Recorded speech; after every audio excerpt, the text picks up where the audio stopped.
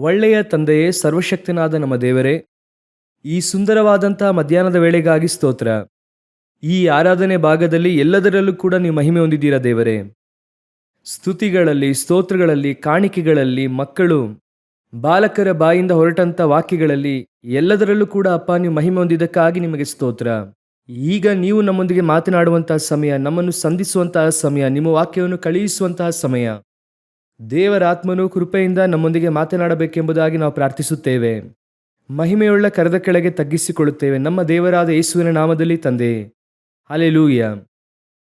1 ಕೊರಿಂಥದವರಿಗೆ 1ನೇ ಅಧ್ಯಾಯ 2ನೇ ವಾಕ್ಯ. ಸುಸ್ತೇನನು ಕೊರಿಂಥದಲ್ಲಿನ ದೇವರ ಸಭೆಗೆ, ಅಂದರೆ ಕ್ರಿಸ್ತ ಯೇಸುವಿನಲ್ಲಿ ಪ್ರತಿಷ್ಠಿತರು, ದೇವಜನರಾಗುವುದಕ್ಕೆ ಕರೆಯಲ್ಪಟ್ಟವರು ಆಗಿರುವವರಿಗೆ. ಈ ವಾಕ್ಯದಲ್ಲಿ 2 ಕಾರ್ಯಗಳ ಕುರಿತಾಗಿ ಪೌಲನು ಮಾತನಾಡುತ್ತಾರೆ. ಅದನ್ನು ನಾವು ಇವತ್ತು ನೋಡಲಿದ್ದೇವೆ. 1, ಕ್ರಿಸ್ತ ಯೇಸುವಿನಲ್ಲಿ ಪ್ರತಿಷ್ಠಿತರಾಗಲ್ಪಟ್ಟವರು. 2ನೇದಾಗಿ, ದೇವಜನರಾಗುವುದಕ್ಕಾಗಿ ಕರೆಯಲ್ಪಟ್ಟಿರುವಂತಹ ಸಭೆ. ಸಭೆಗೆ 2 ಪ್ರಧಾನವಾದಂಥ ಕಾರ್ಯವನ್ನು ಅವರು ಬರೆಯುತ್ತಾರೆ. 1, ಪ್ರತಿಷ್ಠಿತರಾಗಲ್ಪಟ್ಟವರು, ಅಂದರೆ ನಾವು ಕ್ರಿಸ್ತನಲ್ಲಿ ಏನಾಗಲ್ಪಟ್ಟಿದ್ದೇವೆ? ಪರಿಶುದ್ಧರಾಗಲ್ಪಟ್ಟವರಾಗಿ ಇದ್ದೇವೆ. ಈ ಕಡೆಯ ಕಾಲದಲ್ಲಿ ಒಂದು ಉಪದೇಶ ಇದೆ. ಈ ವಾಕ್ಯವನ್ನು ಓದುವಾಗ ಅವರ ಉಪದೇಶಕ್ಕೆ ನೇರವಾದಂಥ ಪ್ರತ್ಯುತ್ತರ ಈ ವಾಕ್ಯದಲ್ಲಿದೆ. ಏನೆಂದು ಕೇಳುವುದಾದರೆ, ಒನ್ ಸೇವ್ಡ್ ಎವರ್ ಸೇವ್ಡ್ ಎಂದು ಹೇಳುತ್ತಾರೆ. ಅಂದರೆ ಒಂದು ಸಾರಿ ನಾವು ರಕ್ಷಣೆ ಹೊಂದಿದ್ವಿ ಅಂದರೆ, ಯೇಸುವನ್ನು ಅಂಗೀಕರಿಸಿ ಸಭೆಗೆ ಬಂದ್ವಿ ಅಂದರೆ ಖಂಡಿತವಾಗಿ ನಾವು ಪರಲೋಕಕ್ಕೆ ಹೋಗುತ್ತೇವೆ. ನಾವು ಏನೇ ಮಾಡಿದರೂ ಕೂಡ ದೇವರೇನು ಮಾಡುತ್ತಾರೆ? ಪರಲೋಕಕ್ಕೆ ಕೊಂಡೊಯ್ಯುತ್ತಾರೆ. ಕರ್ತನು ಕೃಪೆಯುಳ್ಳವರು. ಆ ರೀತಿಯಾಗೆಲ್ಲ ಕೆಲವು ಉಪದೇಶಗಳು ಹಾಗೆ ಹೋಗುತ್ತಾ ಇದೆ. ಅದು ಇಲ್ಲ ಎಂಬುದಾಗಿ ನಮಗೆ ಗೊತ್ತು. ಅದು ಆ ರೀತಿಯಾಗೆಲ್ಲ ಇಲ್ಲ. ಅದಕ್ಕೆ ದೇವರು ಅನೇಕ ವಾಕ್ಯಗಳನ್ನು ಹೇಳಿದ್ದಾರೆ ಎಂಬುದಾಗಿ. ಆದರೆ ಈ ವಾಕ್ಯವನ್ನು ಓದುವಾಗ ಅದು ನೇರವಾಗಿ ಇದೆ. ಹೇಗೆ ಇದೆ ಅಂದರೆ, ಪ್ರತಿಷ್ಠಿತರಂದರೆ ಪರಿಶುದ್ಧರಾಗಲ್ಪಟ್ಟಿದ್ದೇವೆ. ನಾವಿನ್ನೂ ಏನಾಗಬೇಕು? ದೇವಜನರಾಗುವುದಕ್ಕೆ ಕರೆಯಲ್ಪಟ್ಟವರು. ಈ ವಾಕ್ಯ ಏನು ಹೇಳುತ್ತದೆ ಎಂಬುದಾಗಿ ಸ್ಪಷ್ಟವಾಗಿ ನೋಡಿದ್ರ, ಕೊರಿಂಥದಲ್ಲಿ ಕ್ರಿಸ್ತ ಯೇಸುವಿನಲ್ಲಿ ಪ್ರತಿಷ್ಠಿತರು ಅಂದರೆ ಪರಿಶುದ್ಧರು. ಕ್ರಿಸ್ತ ಯೇಸುವಿನಲ್ಲಿ ನಾವೇನಾಗಿದ್ದೇವೆ? ಪರಿಶುದ್ಧರಾಗಿದ್ದೇವೆ, ಪರಿಶುದ್ಧರಾಗಲ್ಪಟ್ಟಿದ್ದೇವೆ. ಕರ್ತನು ನಮ್ಮ ಪಾಪವನ್ನು ಕ್ಷಮಿಸಿ ಪರಿಶುದ್ಧರನ್ನಾಗಿಸಿದ್ದಾರೆ. ಆದರೆ ಅದರೊಂದಿಗೆ ಈ ಪ್ರಾಸೆಸ್ ಅಂತ್ಯಗೊಳ್ಳಲಿಲ್ಲ. ನೀವೀಗಲೂ ಕೂಡ ಕೇಳಿರಿ, ಯಾಕೆ ಸಭೆಗೆ ಬರುತ್ತಾ ಇದ್ದೀರಾ ಅಂತ ಕೇಳಿ. ರಕ್ಷಣೆ ಹೊಂದಿದ್ದೇವೆ, ದೀಕ್ಷಾಸ್ನಾನ ತೆಗೆದುಕೊಂಡಿದ್ದೇವೆ, ಪರಿಶುದ್ಧಾತ್ಮನ ಅಭಿಷೇಕವನ್ನು ಹೊಂದಿಕೊಂಡಿದ್ದೇವೆ, ಸಭೆಗೆ ಬಂದಿದ್ದೇವೆ. ಆ ನಂತರ ಏನ್ ಮಾಡುತ್ತೀರಾ ಅಂದ್ರೆ, ದೇವರ ಬರೋಣದಲ್ಲಿ ಹೋಗುತ್ತೇವೆ. ಅಲ್ಲಿಯವರೆಗೂ ಏನ್ ಮಾಡುತ್ತೀರಾ ಅಂದ್ರೆ, ನಮ್ಮ ಹತ್ರ ಆನ್ಸರ್ ಇರೋದಿಲ್ಲ, ಪ್ರಾಪರ್ ಆನ್ಸರ್ ಇರೋದಿಲ್ಲ. ನಾವೇನ್ ಮಾಡುತ್ತೇವೆ? ಇಲ್ಲಿದ್ದೇವೆ, ಯೇಸು ಬರುವ ತನಕ ಚರ್ಚ್ನಲ್ಲಿ ಇರುತ್ತೇವೆ, ಚರ್ಚ್ನಲ್ಲೇ ಇದ್ದೇವೆ, ಅದರಲ್ಲಿ ಸಂದೇಹವಿಲ್ಲ. ಆದ್ರೆ ಯಾಕಿದ್ದೇವೆ? ಯಾತಕ್ಕಾಗಿ ಇದ್ದೇವೆ? ಈಗ ಒಬ್ಬರನ್ನು ನಾವು ಹಾಸ್ಪಿಟ್ಲಿಗೆ ಕರ್ಕೊಂಡು ಹೋಗ್ತೇವೆ. ಯಾಕೆ ಕರ್ಕೊಂಡು ಹೋಗ್ತೀವಿ ಅಂದ್ರೆ, ಅವರನ್ನು ಗುಣವಾಗಿಸುವುದಕ್ಕೆ ಕರ್ಕೊಂಡು ಹೋಗ್ತೀರಿ. ಸರಿ, ಗುಣ ಆದ್ರೆ ಏನ್ ಮಾಡ್ತೀರಾ? ಮನೆಗೆ ಕರ್ಕೊಂಡ್ ಬರ್ತೀವಿ, ಅದಂತಾನೆ ಹೇಳ್ಬೇಕು. ನಾವು ಸ್ವಲ್ಪ ದಿನ ಅಲ್ಲೇ ಇಟ್ಟಿರುತ್ತೇವೆ ಎಂಬುದಾಗಿ ಆ ರೀತಿ ಹೇಳ್ತೇವೆ. ನಾವು ಎಷ್ಟು ಶೀಘ್ರ ಮನೆಗೆ ಕರ್ಕೊಂಡು ಬರಕ್ಕಾಗುತ್ತೋ ಕರ್ಕೊಂಡು ಬರ್ತೇವೆ. ಹಾಗಾದ್ರೆ ಸಭೆಯಲ್ಲಿ ದೇವರು ನಿಮ್ಮನ್ನು ಇಟ್ಟಿರುವುದಕ್ಕೆ ಉದ್ದೇಶ ಏನು? ಮೊದಲನೇದಾಗಿ ವಾಕ್ಯ ಹೇಳುತ್ತದೆ, ಕ್ರಿಸ್ತ ಯೇಸುವಿನಲ್ಲಿ ಪ್ರತಿಷ್ಠಿತರು ಅಂದರೆ ಪರಿಶುದ್ಧರಾಗಿರುವವರು ಎಂಬುದಾಗಿ ಇದೆ. ನಾವು ಕ್ರಿಸ್ತ ಯೇಸುವಿನಲ್ಲಿ ಪರಿಶುದ್ಧರಾಗಲ್ಪಟ್ಟಿದ್ದೇವೆ. ಇಲ್ಲಿರುವಂತಹ ಎಲ್ಲರೂ ಕೂಡ ಯೇಸುವನ್ನು ಅಂಗೀಕರಿಸಿಕೊಂಡು ಪಾಪ ಕ್ಷಮಾಪಣೆಯನ್ನು ಹೊಂದಿರುವಂತಹ ಇಲ್ಲಿರುವಂತಹ ಎಲ್ಲರೂ ಕೂಡ ನಾವೇನಾಗಲ್ಪಟ್ಟಿದ್ದೇವೆ? ಪರಿಶುದ್ಧರಾಗಲ್ಪಟ್ಟಿದ್ದೇವೆ. ಸೊ ನಾವೆಲ್ಲರೂ ಕೂಡ ದಿ ಹೋಲಿ ಒನ್. ಹಾಗೆ ವಾಕ್ಯ ಹೇಳುತ್ತದೆ, ಬೈಬಲ್ ಹೇಳುತ್ತದೆ, ಪರಿಶುದ್ಧರಾಗಲ್ಪಟ್ಟಿದ್ದೇವೆ. ಆದರೆ ಯಾತಕ್ಕಾಗಿ ಪರಿಶುದ್ಧರಾಗಲ್ಪಟ್ಟಿದ್ದೇವೆ? ಅದೇ ಪ್ರಶ್ನೆ. ನಾವು ಪರಿಶುದ್ಧರಾಗಲ್ಪಟ್ಟದ್ದರ ಉದ್ದೇಶ ಏನು ಎಂಬುದಾಗಿ ನೋಡುವಾಗ, ಓದಿರಿ ಇಬ್ರಿಯರಿಗೆ ಬರೆದ ಪುಸ್ತಕ 9ನೇ ಅಧ್ಯಾಯ 23ನೇ ವಾಕ್ಯವನ್ನು ಓದಿರಿ. ಪರಲೋಕ ವಸ್ತುಗಳಿಗೆ ಪ್ರತಿರೂಪವಾಗಿರುವ ವಸ್ತುಗಳ ಶುದ್ಧೀಕರಣಕ್ಕಾಗಿ ಇಂಥ ಯಜ್ಞಗಳು ಅವಶ್ಯವಾದರೂ. ಅವರು ಯಾವುದರ ಕುರಿತು ಹೇಳುತ್ತಿದ್ದಾರೆ ಅಂದ್ರೆ, ಪರಲೋಕ ವಸ್ತುಗಳಿಗೆ ಪ್ರತಿರೂಪವಾಗಿರುವ. ಹಾಗಂದ್ರೆ ಏನರ್ಥ? ದೇವದರ್ಶನ ಗುಡಾರ, ಅಲ್ಲಿ ಇರುವಂತಹ ಅನೇಕ ವಸ್ತುಗಳಾಗಿರಬಹುದು, ಅದರೊಂದಿಗೆ ಮನುಷ್ಯರು, ಯಜ್ಞವೇದಿಯ ಬಳಿಯಲ್ಲಿ ನಿಲ್ಲುವಂತಹ ಮನುಷ್ಯರು, ಇವರೆಲ್ಲರೂ ಕೂಡ ಅಲ್ಲಿರುವಂಥದ್ದೆಲ್ಲವೂ ಕೂಡ ಪ್ರತಿರೂಪ. ಅದೆಲ್ಲ ಏನಾಗಿದೆ? ಸ್ವಾರೂಪ್ಯ, ಪರಲೋಕದ ಪ್ರತಿರೂಪ. ಬೆಟ್ಟದಲ್ಲಿ ನಾನು ನಿನಗೆ ತೋರಿಸುವ ಮಾದರಿಯ ಪ್ರಕಾರ ಕೆಳಗೆ ಕಟ್ಟುವುದಕ್ಕೆ ಎಚ್ಚರಿಕೆಯಾಗಿರು. ಹಾಗಾದರೆ ದೇವದರ್ಶನ ಗುಡಾರ ಆಗಿರಬಹುದು, ಅದರೊಳಗಿರುವಂತಹ ದೀಪಸ್ತಂಭವಾಗಿರಬಹುದು, ಮೇಜಾಗಿರಲಿ, ಪರಿಶುದ್ಧ ಸ್ಥಳವಾಗಿರಲಿ, ಮಹಾಪರಿಶುದ್ಧ ಸ್ಥಳವಾಗಿರಲಿ, ನಾನು ಹೇಳುತ್ತಿರುವುದು ಇಬ್ರಿಯದಲ್ಲಿದೆ 9ನೇ ಅಧ್ಯಾಯದಲ್ಲಿ. ಇವೆಲ್ಲವೂ ಕೂಡ ಶುದ್ಧೀಕರಣಕ್ಕಾಗಿ ಇಂತಹ ಯಜ್ಞಗಳು ಅವಶ್ಯವಾದರು. ಹಾಗಂದ್ರೆ ಆ ವಾಕ್ಯದ ಅರ್ಥ ಏನು? ಯಜ್ಞದ ಕುರಿಯಾದ ಆತನ ರಕ್ತದಿಂದ, ಕೆಂದಾಕಳಿನಿಂದ ಅದೆಲ್ಲವೂ ಕೂಡ ಶುದ್ಧೀಕರಣವಾಗಬೇಕಾಗಿತ್ತು. ಯಾವುದು ಈ ಮಾಡೆಲ್? ದೇವದರ್ಶನ ಗುಡಾರ ಎನ್ನುವಂಥದ್ದು ಮಾಡೆಲ್. ಹಾಗೆ ಮುಂದೆ ಓದಿರಿ, ಸಾಕ್ಷಾತ್ ಪರಲೋಕದವುಗಳಿಗೆ ಇವುಗಳಿಗಿಂತ ಉತ್ತಮವಾದ ಯಜ್ಞಗಳು ಬೇಕು. ಹಾಗಂದ್ರೆ ಏನು ಅರ್ಥ? ನೀವು ನಾವೇ ಪರಲೋಕದವುಗಳು. ಇದೆಲ್ಲವೂ ಕೂಡ, ಕೆಳಗಿರುವಂಥದ್ದೆಲ್ಲವೂ ಕೂಡ ನಮ್ಮ ಮಾಡೆಲ್. ಪರಲೋಕ ಹೇಗಿರುತ್ತದೆ? ಅಲ್ಲಿ ಸಿಂಹಾಸನವಿರುತ್ತದೆ. ದೇವದರ್ಶನ ಗುಡಾರದಲ್ಲಿ ಕೃಪಾಸನ ಇರುತ್ತದೆ. ಅಲ್ಲಿ ಕೇರೋಬಿಯರು ಇರುತ್ತಾರೆ, ಒಳಗೆ ಕೇರೋಬಿಯರು ಇರುತ್ತಾರೆ, ಯೇಸು ಕ್ರಿಸ್ತನ ಇರುತ್ತಾರೆ, ಮಂಜೂಷದ ಪೆಟ್ಟಿಗೆ ಇರುತ್ತದೆ. ಹಾಗೆ ಆಚೆ ಬರುವುದಾದರೆ ಗಾಜಿನ ಸಮುದ್ರ, ತಾಮ್ರದ ತೊಟ್ಟಿ, ಹಾಗೆ ಬಂದರೆ ಬಲಿಪೀಠ, ಭೂಮಿ, ಇದೆಲ್ಲದರ ಮಾಡೆಲ್. ಇದೆಲ್ಲವೂ ಏನಂತ ನೋಡುವುದಾದರೆ ಹೆವೆನ್ನ ಮಾಡೆಲ್. ಹಾಗಾದರೆ ಆ ಪರಲೋಕದ ಮಾಡೆಲ್ ಆಗಿರುವಂತಹ ಈ ಒಂದು ದೇವದರ್ಶನ ಗುಡಾರವು ಅದರ ಒಳಗಿರುವಂಥವುಗಳನ್ನು ಕೆಲವು ಕಾರ್ಯಗಳಿಂದ ಶುದ್ಧೀಕರಣ ಮಾಡಲ್ಪಡಬೇಕಾಗಿತ್ತು, ರಕ್ತದಿಂದ. ಅದುವೇ ದೋಷವಿಲ್ಲದಿರುವಂಥ ಕುರಿಮರಿಯಾಗಿರಬೇಕು, ನಿಷ್ಕಳಂಕವಾದ ಕುರಿಮರಿಯಾಗಿರಬೇಕು. ಅರಣ್ಯಕಾಂಡ ಪುಸ್ತಕ 19ನೇ ಅಧ್ಯಾಯ 2ನೇ ವಾಕ್ಯವನ್ನು ಓದಿರಿ. ಯೆಹೋವನಾದ ನಾನು ಒಂದು ವಿಧಿಯನ್ನು ನೇಮಿಸಿದ್ದೇನೆ, ಅದೇನೆಂದರೆ ಎಂದು ನೊಗವನ್ನು ಹೊರದ ಮತ್ತು ಯಾವ ಕುಂದು ಕೊರತೆಯೂ ಇಲ್ಲದ ಕೆಂದಾಕಳನ್ನು ನಿನಗೆ ತಂದು ಕೊಡಬೇಕೆಂದು ಇಸ್ರಾಯೇಲ್ಯರಿಗೆ ಆಜ್ಞಾಪಿಸು. ಅಲ್ಲಿ ವಾಕ್ಯ ಏನು ಹೇಳುತ್ತದೆ? ಯಾವ ನೊಗವನ್ನು ಹೊರದ ಮತ್ತು ಯಾವ ಕುಂದು ಕೊರತೆ ಇಲ್ಲದೆ ಇರುವಂತ ಒಂದು ಕೆಂದಾಕಳವನ್ನು, ಅದನ್ನು ಯಾಜಕನು ವಧೆ ಮಾಡಿ ಅದರ ರಕ್ತವನ್ನು ಹಚ್ಚಬೇಕು. ಯಾತಕ್ಕಾಗಿ? ಪರಲೋಕಕ್ಕೆ ಮಾಡಲಾಗಿರುವಂತ ಇವುಗಳಿಗೇನೆ ಇಷ್ಟೆಲ್ಲ ಇದೆ. ಆ ಕೆಂದಾಕಳು ಹೇಗಿರಬೇಕು? ಯಾವುದೇ ಕುಂದು ಕೊರತೆ ಇಲ್ಲದಾಗಿರಬೇಕು. ಹಾಗಂದ್ರೆ ಏನರ್ಥ ಗೊತ್ತಾ? ಈಗ ಯೆರೂಸಲೇಮಿನಲ್ಲಿ ಬಲಿಯನ್ನು ಅರ್ಪಿಸುವುದಕ್ಕೆ ಕೆಂದಾಕಳನ್ನು ತಂದಿದ್ದಾರೆ. ಆ ಕೆಂದಾಕಳನ್ನು ಚೆಕ್ ಮಾಡುವುದಕ್ಕಾಗಿ ಒಂದು ಟೀಮ್ ಇದೆ. ಅವರು ಹೇಗೆ ಚೆಕ್ ಮಾಡುತ್ತಾರೆ ಅಂದ್ರೆ, ಒಂದು ಲೆನ್ಸ್ ಇಟ್ಕೊಂಡು ಚೆಕ್ ಮಾಡುತ್ತಾರೆ. ಹೇಗೆ ಅಂದ್ರೆ ಒಂದೊಂದು ಕೂದಲು ಚೆಕ್ ಮಾಡುತ್ತಾರೆ. ತಲೆಯಿಂದ ಕಾಲಿನವರೆಗೂ ಕೆಂಜಗಿರ್ಬೇಕು, ಒಂದು ಕೂದಲು ಕೂಡ ಬಿಳಿಯಾಗಿರಬಾರದು. ಸಮೀಪದಲ್ಲಿ ಸ್ವಲ್ಪ ದಿನದ ಹಿಂದೆ ಇನ್ನೊಂದು ಕೆಂದಾಕಳನ್ನು ತಂದ್ರು. ಎಲ್ಲವನ್ನು ಚೆಕ್ ಮಾಡಿ ನೋಡಿದ್ರೆ ಕಡೆಯದಾಗಿ ಕಾಲ್ ಕೆಳಗೆ ಬಿಳಿ ಇತ್ತು. ಕೂಡಲೇ ಅದನ್ನು ರಿಜೆಕ್ಟ್ ಮಾಡಿದ್ರು. ಹಾಗೆ ಒಂದೊಂದು ಕೂದಲಾಗಿ ನೋಡುತ್ತಾರೆ, ಕೂದಲು ನೋಡುತ್ತಾರೆ. ನೀವು ಆ ವಿಡಿಯೋ ಕೂಡ ಇದೆ, ನೋಡಬಹುದು. ಆ 4 ರಬ್ಬಿಯರು 4 ಕಡೆ ಸುತ್ತಿ ಅದರಲ್ಲಿ ಒಂದೊಂದು ಕೂದಲಾಗಿ ಚೆಕ್ ಮಾಡುತ್ತಾರೆ. ಯಾವ ನೊಗವನ್ನು ಹೊರದೇ ಇರುವಂತಹ, ಯಾವ ಕುಂದು ಕೊರತೆ ಇಲ್ಲದೆ ಇರುವ ಈ ಪರಲೋಕದ ಪ್ರತಿರೂಪವಾಗಿರುವಂತಹ ಈ ದೇವಾಲಯದಲ್ಲಿರುವಂತಹ ಯಾಜಕನು ಅಲ್ಲಿರುವಂತಹ ವಸ್ತುಗಳನ್ನು, ಅಲ್ಲಿ ಬರುವಂತಹ ಜನರನ್ನು ಶುದ್ಧೀಕರಿಸುವುದಕ್ಕೆ ಇಷ್ಟೆಲ್ಲ ಪ್ರೊಸೀಜರು ಇರುವುದಾದರೆ ಅದರ ಒರಿಜಿನಲ್, ಪರಲೋಕದ ಒರಿಜಿನಲ್ ಯಾರು? ನೀವು ನಾನು. ಪರಲೋಕದ ಒರಿಜಿನಲ್ ಅಲ್ಲೇ ನೀವು ನಾನು ಇರಲಿದ್ದೇವೆ. ಅದರಲ್ಲಿ ಮಹಾಯಾಜಕನು ಯೇಸು ಕ್ರಿಸ್ತನು. ಹಾಗಾದರೆ ನೀವು ನಾನು ಅದರಲ್ಲಿ ಇರುವಂತವರು. ಹಾಗಾದರೆ ನಮಗೆ ಮುಂದುವರೆದು ಓದಿರಿ ಆ 9ನೇ ಅಧ್ಯಾಯ. ಪರಲೋಕ ವಸ್ತುಗಳಿಗೆ ಪ್ರತಿರೂಪವಾಗಿರುವ ವಸ್ತುಗಳ ಶುದ್ಧೀಕರಣಕ್ಕಾಗಿ ಇಂಥ ಯಜ್ಞಗಳು ಅವಶ್ಯವಾದರೂ ಸಾಕ್ಷಾತ್ ಪರಲೋಕದವುಗಳಿಗೆ ಇವುಗಳಿಗಿಂತ ಉತ್ತಮವಾದ ಯಜ್ಞಗಳು ಬೇಕು. ಭೂಮಿಯಲ್ಲಿರುವಂಥ ಇದಕ್ಕೆ ಎಷ್ಟು ದೊಡ್ಡ ಪ್ರೊಸೀಜರ್ ಅಂದರೆ, ನಾನು ಏನು ಮಾಡಲಿದ್ದೇನೆ? ಪರಲೋಕದಲ್ಲಿ ಕೊಂಡು ಹೋಗಿ ವಸ್ತುಗಳನ್ನು ಇಡಲಿದ್ದೇನೆ. ನಾನೇ ಘನವಾಗಿ ಮಾಡಲ್ಪಟ್ಟ ಪಾತ್ರೆ. ಹಾಗಾದರೆ ನೀವು ನಾನೇ ಆ ಪಾತ್ರೆಗಳು. ನಮ್ಮನ್ನು ಕೊಂಡು ಹೋಗಿ ದೇವರು ಎಲ್ಲಿ ಇಡಲಿದ್ದಾರೆ? ಪರಲೋಕದಲ್ಲಿ ಇಡಲಿದ್ದಾರೆ. ಹಾಗಂದರೆ ಅದು ಅದಕ್ಕಿಂತ ಉತ್ತಮವಾದ ಯಜ್ಞದಿಂದ ಶುದ್ಧೀಕರಿಸಲ್ಪಡಬೇಕು. ನೀವು ನಾನು ಪರಿಶುದ್ಧರಾಗಲ್ಪಟ್ಟಿದ್ದೇವೆ ಅನ್ನುವಂಥ ಒಂದೇ ಒಂದು ಮಾತಿದೆಯಲ್ಲ, ಆ ವಾಕ್ಯದ ಹಿಂದೆ ಸಾಧಾರಣವಾದ ವಿಷಯವಿಲ್ಲ. ನೀವು ನಾನು ಯಾತಕ್ಕಾಗಿ ಪರಿಶುದ್ಧರಾಗಲ್ಪಟ್ಟಿದ್ದೇವೆ? ಪರಲೋಕದಲ್ಲಿರುವುದಕ್ಕಾಗಿ ಯೇಸು ಕ್ರಿಸ್ತನ ರಕ್ತದಿಂದ ಶುದ್ಧೀಕರಿಸಲ್ಪಟ್ಟಿದ್ದೇವೆ. ಈಗ ಯೇಸು ಕ್ರಿಸ್ತನ ರಕ್ತದಿಂದ ತೊಳೆಯಲ್ಪಟ್ಟಿದ್ದೇವೆ ಎಂದು ಹೇಳುವುದು ಸಾಧಾರಣವಾಗಿದೆ.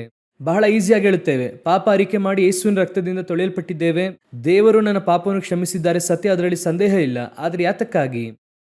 ಪರಲೋಕದಲ್ಲಿ ಹೋಗಿ ಒರಿಜಿನಲ್ ಆಗಿ ತಂದೆಯೊಂದಿಗೆ. ಇನ್ನೊಂದು ವಾಕ್ಯ ಇದೆ, ಓದಿರಿ. ಪ್ರಕಟಣೆಯ ಪುಸ್ತಕ 1ನೇ ಅಧ್ಯಾಯ 5 ಹಾಗೂ 6ನೇ ವಾಕ್ಯ ಓದಿರಿ. ನಮ್ಮನ್ನು ಪ್ರೀತಿಸುವವನು, ತನ್ನ ರಕ್ತದ ಮೂಲಕ ನಮ್ಮನ್ನು ಪಾಪಗಳಿಂದ ಬಿಡಿಸಿದವನು, ನಮ್ಮನ್ನು ರಾಜ್ಯವನ್ನಾಗಿಯೂ ತನ್ನ ತಂದೆಯಾದ ದೇವರಿಗೆ ಯಾಜಕರನ್ನಾಗಿಯೂ ಮಾಡಿದವನು ಆಗಿರುವ ಆತನಿಗೆ ಯುಗ ಯುಗಾಂತರಗಳಲ್ಲಿಯೂ ಘನ ಮಹತ್ವಗಳಿರಲಿ, ಆಮೇನ್. ಹಾಗಾದರೆ ಪರಲೋಕದಲ್ಲಿ ನಾವೆಲ್ಲಿ ನಿಲ್ಲಲಿದ್ದೇವೆ? ತಂದೆಯಾದ ದೇವರ ಮುಂಭಾಗದಲ್ಲಿ. ಅಲ್ಲಿ ಹೋಗಿ ನಮ್ಮನ್ನು ನಿಲ್ಲಿಸಲಿದ್ದಾರೆ. ಆ ರೀತಿಯಾಗಿ ನಿಲ್ಲಿಸುವುದಕ್ಕೆ ನಿಮ್ಮನ್ನು ನನ್ನನ್ನು ವಿಶೇಷವಾದ ರಕ್ತದಲ್ಲಿ ತೊಳೆದು ನಮ್ಮನ್ನು ಚರ್ಚಿನೊಳಗೆ ಇಟ್ಟಿದ್ದಾರೆ. ಈ ಸಭೆಗೆ ದೇವರು ಹೇಳುವಂಥ ಮಾತೇನು? ನಿನ್ನನ್ನು ಯೇಸುವಿನ ರಕ್ತದಿಂದ ತೊಳೆಯಲ್ಪಟ್ಟು ಪ್ರತ್ಯೇಕಿಸಿ ಸಭೆಯೊಳಗೆ ಕರೆತಂದಿದ್ದೇನಲ್ಲ. ಯಾವ ಉದ್ದೇಶಕ್ಕಾಗಿ? ಏನೋ ಪರಲೋಕಕ್ಕೆ ಕೊಂಡು ಹೋಗುತ್ತಾರೆ ಎನ್ನುವಂಥ ಒಂದೇ ಒಂದು ಮಾತಿಗಾಗಿ ಅಲ್ಲ, ಅದರ ಹಿಂದೆ ಒಂದು ಉದ್ದೇಶ ಇದೆ. ನೀನು ವಿಶೇಷವಾಗಿ ಶುದ್ಧೀಕರಿಸಲ್ಪಟ್ಟಿದೆಯಾ, ಯೇಸು ಕ್ರಿಸ್ತನ ರಕ್ತದಿಂದ ತೊಳೆಯಲ್ಪಟ್ಟಿದೆಯಾ. ಯಾತಕ್ಕಾಗಿ? ತಂದೆಯಾದ ದೇವರ ಮುಂಭಾಗದಲ್ಲಿ ಹೋಗಿ ನಿಲ್ಲುವುದಕ್ಕಾಗಿ, ಅರಸರಾಗಿ ಯಾಜಕರಾಗಿ ಕೊಂಡು ಹೋಗಿ ನಿಲ್ಲಿಸುವುದಕ್ಕೆ. ಹಾಗಂದರೆ ಫಸ್ಟ್ ಪ್ರಾಸೆಸ್, ಆತನ ರಕ್ತದಿಂದ ತೊಳೆಯಲ್ಪಟ್ಟದರ ಉದ್ದೇಶ ಏನು? ನಾನು ರಕ್ಷಿಸಲ್ಪಟ್ಟ ನಂತರ ಕ್ರೈಸ್ತನಾಗುತ್ತೇನೆ, ಮನ ತಿರುಗಿದ ನಂತರ ಕ್ರೈಸ್ತನಾಗುತ್ತೇನೆ, ಅದಕ್ಕಾಗಿ ಅಲ್ಲ. ಈ ಒಂದೇ ಒಂದು ರಕ್ತದಿಂದ ಮಾತ್ರವೇ ನಿಮ್ಮನ್ನು ಪರಲೋಕಕ್ಕೆ ಕೊಂಡು ಹೋಗುವಂತಹ ಒಂದು ಬಲವಿದೆ. ಬೇರೆ ಯಾವುದೇ ಕುರಿ ದನಗಳು ಯಾವ ರಕ್ತವನ್ನು ಬೇಕಾದ್ರೂ ಸಲ್ಲಿಸಬಹುದು. ಕೆಂದಾಕಳನ್ನು ಸಲ್ಲಿಸಬಹುದು, ಪಸ್ಕಾ ಕುರಿಮರಿಯನ್ನು ಸಲ್ಲಿಸಬಹುದು, ಯಾವುದನ್ನಾದರೂ ಸಲ್ಲಿಸಬಹುದು. ಅವೆಲ್ಲವೂ ಕೂಡ ಮಾಡಲ್. ಅವು ಪರಲೋಕಕ್ಕೆ ಕೊಂಡು ಹೋಗುವುದಕ್ಕೆ ಅದಕ್ಕೆ ಯಾವುದೇ ವಿಧವಾದ ಬಲ ಇಲ್ಲ. ಆದ್ದರಿಂದಲೇ ಆ ರೀತಿಯಾದ ಪಸ್ಕದ ಕುರಿಮರಿ ಕೊಯ್ಯಲ್ಪಟ್ಟು ತೊಳೆಯಲ್ಪಟ್ಟ ಹಳೆಯ ಒಡಂಬಡಿಕೆ ಭಕ್ತರ ಕುರಿತಾಗಿ ವಾಕ್ಯ ಹೇಳುತ್ತದೆ. ಅವರು ನಾವಿಲ್ಲದೆ ಪೂರ್ಣ ಸಿದ್ಧಿಗೆ ಬರದ ಹಾಗೆ ದೇವರು ವಿಶೇಷವಾದಂಥ ಒಳಿತನ್ನು ಆತನು ನಮ್ಮ ಮುಂಭಾಗದಲ್ಲಿ ನೇಮಿಸಿದ್ದಾರೆ. ಹಲ್ಲೆಲೂಯಾ. ಇಬ್ರಿಯ 11:39-40 ಹೇಳುತ್ತದೆ, ಅವರು ನಾವಿಲ್ಲದೆ ಪೂರ್ಣ ಸಿದ್ಧಿಗೆ ಬರದಂತೆ. ಹಾಗಾದರೆ ನಿಮಗೂ ನನಗೂ ವಿಶೇಷವಾದ ರಕ್ತ ತೊಳೆಯಲ್ಪಟ್ಟು ಶುದ್ಧೀಕರಿಸಲ್ಪಟ್ಟು ಅದನ್ನೇ ವಾಕ್ಯ ಹೇಳುತ್ತದೆ, ನೀವು ಪ್ರತಿಷ್ಠಿತರಾಗಿ ಪರಿಶುದ್ಧರಾಗಲ್ಪಟ್ಟು ಸಭೆಗೆ ಕರೆತರಲ್ಪಟ್ಟಿದ್ದೀರಾ. ಹಾಗಾದ್ರೆ ನೀವು ಇಲ್ಲಿ ಕೂತುಕೊಂಡಿರುವುದರ ಉದ್ದೇಶ ಏನು?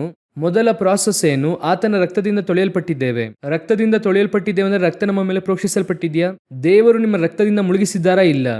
ನಾವು ನಂಬಿಕೆಯಿಂದ ಅರಿಕೆ ಮಾಡುವಾಗ ಕರ್ತನು ತನ್ನ ರಕ್ತದಿಂದ ತೊಳೆಯುತ್ತಾರೆ. ನಾವು ನಂಬುತ್ತೇವೆ ದೇವರು ನಮ್ಮ ಪಾಪವನ್ನು ಕ್ಷಮಿಸಿದ್ದಾರೆ. ನಮಗೆ ಒಂದು ನಿಶ್ಚಯ ಇದೆ, ದೃಢತೆ ಇದೆ. ಯೇಸುವಿನ ರಕ್ತದಿಂದ ತೊಳೆಯಲ್ಪಟ್ಟಿದ್ದೇನೆ, ರಕ್ಷಣೆ ಹೊಂದಿದ್ದೇನೆ, ನನ್ನ ಪಾಪವು ಕ್ಷಮಿಸಲ್ಪಟ್ಟು ನಾನು ಶುದ್ಧೀಕರಿಸಲ್ಪಟ್ಟಿದ್ದೇನೆ. ಇದುವರೆಗೂ ಕರೆಕ್ಟ್. ಹಾಗೆ ನಾವು ಸಭೆಗೆ ಕರೆತರಲ್ಪಟ್ವಿ. ದೇವರು ನಮ್ಮನ್ನು ಹಾಗೆ ಕರೆತಂದು ನಮ್ಮನ್ನು ಕೂರಿಸಿದ್ದಾರೆ. ನೀವೆಲ್ಲ ಸಭೆಗೆ ಬಂದಿದ್ದಾಯ್ತು, ಇದರೊಂದಿಗೆ ಈ ಪ್ರಾಸೆಸ್ ಮುಗಿಯುತ್ತದಾ? ಹಾಗೆ ಕೇಳುವುದಾದ್ರೆ ಮುಗಿದಿಲ್ಲ. ಆ 1 ಕೊರಿಂಥದವರಿಗೆ 1ನೇ ಅಧ್ಯಾಯ 2ನೇ ವಾಕ್ಯವನ್ನು ಮತ್ತೆ ಓದಿರಿ. ಕ್ರಿಸ್ತ ಯೇಸುವಿನಲ್ಲಿ ಪ್ರತಿಷ್ಠಿತರು ದೇವಜನರಾಗುವುದಕ್ಕಾಗಿ ಕರೆಯಲ್ಪಟ್ಟವರು ಆಗಿರುವವರಿಗೆ ಯೇಸು ಕ್ರಿಸ್ತನ ರಕ್ತದಿಂದ ತೊಳೆಯಲ್ಪಟ್ಟು ಸಭೆಯೊಳಗೆ ನೀವೇನಾಗಿದ್ದೀರಾ? ಪರಿಶುದ್ಧರಾಗಲ್ಪಟ್ಟು ಕರೆತರಲ್ಪಟ್ಟಿದ್ದೀರಾ. ಪಾತ್ರೆಯನ್ನು ತೊಳೆದು ತಂದಿದ್ದಾಯಿತು. ಆದರೆ ದೇವಜನರಾಗುವುದಕ್ಕೆ ಕರೆಯಲ್ಪಟ್ಟಿರುವ, ಹಾಗಾದರೆ ಇನ್ನೊಂದು ಪ್ರಾಸೆಸ್ ಇದೆ. ಅದನ್ನೇ ನಾವು ನೆಕ್ಸ್ಟ್ ಮಾಡಬೇಕಾಗಿರೋದು. ಯಾತಕ್ಕಾಗಿ? ದೇವರು ಯಾತಕ್ಕೋಸ್ಕರವಾಗಿ ನಿಮ್ಮನ್ನು ಸಭೆಗೆ ಕರೆತಂದಿದ್ದಾರೆ? ದೇವಜನರಾಗುವುದಕ್ಕಾಗಿ. ಏನ್ರಿ, ನಾನು ಈಗಾಗಲೇ ಪರಿಶುದ್ಧರಾಗಿದ್ದೇನಲ್ಲ, ಆಗಲೇ ನನ್ನ ಹೆಸರು ಪರಿಶುದ್ಧನಲ್ವಾ? ನೀವು ಪರಿಶುದ್ಧರೇ, ಕರೆಯಲ್ಪಟ್ಟಂತ ಪರಿಶುದ್ಧರೆಂಬುದಾಗಿ ಬರೆಯಲ್ಪಟ್ಟಿದೆ. ಆದರೆ ಕಡೆಯ ತನಕ ತಾಳಿಕೊಳ್ಳುವವನೇ ರಕ್ಷಣೆ ಹೊಂದುವನು. ಈ ಪರಿಶುದ್ಧತೆ ಎನ್ನುವಂಥದ್ದು, ಈ ಕರೆಯುವಿಕೆ ಎನ್ನುವಂಥದ್ದು ಕಡೆಯ ತನಕ ನಿಮ್ಮಿಂದ ಎದುರು ನೋಡಲಾಗುತ್ತದೆ. ಹಾಗಾದ್ರೆ ಒಂದು ಸಾರಿ ರಕ್ಷಣೆ ಹೊಂದಿದ್ದೇವೆ, ರಕ್ತದಿಂದ ತೊಳೆಯಲ್ಪಟ್ಟಿದ್ದೇವೆ. ಈಗ ನಿಮಗೆ ನೀವೇ ಹೇಳಿರಿ, ನನ್ನನ್ನು ಕೂಡ ಸೇರಿಸಿ ಹೇಳುತ್ತೇನೆ. ನೀವೇ ಹೇಳಿರಿ, ನಾನು ರಕ್ಷಿಸಲ್ಪಟ್ಟ ನಂತರ, ದೇವರನ್ನು ಅಂಗೀಕರಿಸಿಕೊಂಡ ನಂತರ, ಆತನ ರಕ್ತದಿಂದ ತೊಳೆಯಲ್ಪಟ್ಟು ಸಭೆಗೆ ಬಂದ ನಂತರ ಇದುವರೆಗೂ ನಾನು ಯಾವ ಪಾಪವನ್ನು ಮಾಡಿಲ್ಲ. ನಾನು ಮೊದಲು ಯಾವ ರೀತಿಯಾಗಿ ಪರ್ಫೆಕ್ಟ್ ಆಗಿ ಪಾಪ ಕ್ಷಮಾಪಣೆ ಹೊಂದಿದ್ನೋ ಅದೇ ರೀತಿಯಾಗಿ ನಾನು ಪರ್ಫೆಕ್ಟ್ ಆಗಿದ್ದೇನೆ, ಅದೇ ರೀತಿಯಾಗಿ ಶುದ್ಧನಾಗಿದ್ದೇನೆ ಅಂತ ಹೇಳುವವರು ಎಷ್ಟು ಜನ ಕೈ ಎತ್ತಿ? ಇರುವುದಕ್ಕೆ ಸಾಧ್ಯವಿಲ್ಲ. ರಕ್ಷಣೆ ಹೊಂದಿದ ನಂತರ ನಮ್ಮಲ್ಲಿ ಅಡೆತಡೆಗಳು ಅನೇಕ ಇರುತ್ತದೆ. ಅನೇಕ ಸಮಯದಲ್ಲಿ ನಾವು ಕೆಲವು ಕಾರ್ಯದಲ್ಲಿ ತಪ್ಪಿರುತ್ತೇವೆ. ನಾವು ಕೆಲವು ಕಾರ್ಯದಲ್ಲಿ ದೇವರಿಗೆ ವಿರುದ್ಧವಾಗಿ ಮಾಡಿರುತ್ತೇವೆ. ಅದು ಆಲೋಚನೆಯಿಂದ, ಉದ್ದೇಶದಿಂದ, ಕ್ರಿಯೆಯಲ್ಲಿ, ನಡತೆಯಲ್ಲಿ ಅನೇಕ ಇದೆ. ಆತನಿಗೆ ವಿರುದ್ಧವಾಗಿ ಮಾಡುವ ಸಂಕಲ್ಪ ಎಂಬುದಾಗಿದೆ. ನಾನು 100% ದೇವರ ಚಿತ್ತ ಮಾಡಿದ್ದೇನೆ ಎಂಬುದಾಗಿ ಹೇಳುವಂಥವರು ಯಾರು ಇರೋಕ್ಕೆ ಸಾಧ್ಯವಿಲ್ಲ. ಯೇಸು ಕ್ರಿಸ್ತನೊಬ್ಬರೇ. ನಾವು ಬೇಕಾದರೆ ಪ್ರಯತ್ನ ಮಾಡಬಹುದು, ಆಗಲ್ಲ ಅಂತಲ್ಲ, ಪ್ರಯತ್ನಿಸಬಹುದು. 100% ನಾನು ದೇವರ ಆಲೋಚನೆ ಉಳ್ಳವನೇ, ನನ್ನಲ್ಲಿ ಬೇರೆ ಯಾವ ಆಲೋಚನೆಯೂ ಇಲ್ಲ ಅಂತ ಹೇಳುವವರು ನನಗೆ ಗೊತ್ತಿರುವ ಹಾಗೆ ಅವಕಾಶ ಇಲ್ಲ. ನಾನು 100% ನಾನು ಸತ್ಯವೇದದ ವಾಕ್ಯಕ್ಕನುಸಾರವಾಗಿ ನಡೆದಿದ್ದೇನೆ. ವಾಕ್ಯವನ್ನು ದಾಟಿ ಒಂದು ಸ್ಟೆಪ್ಪು ಕೂಡ ಆ ಕಡೆ ಈ ಕಡೆ ಇಟ್ಟಿಲ್ಲ ಅಂತ ಹೇಳುವವರು ಕಷ್ಟ.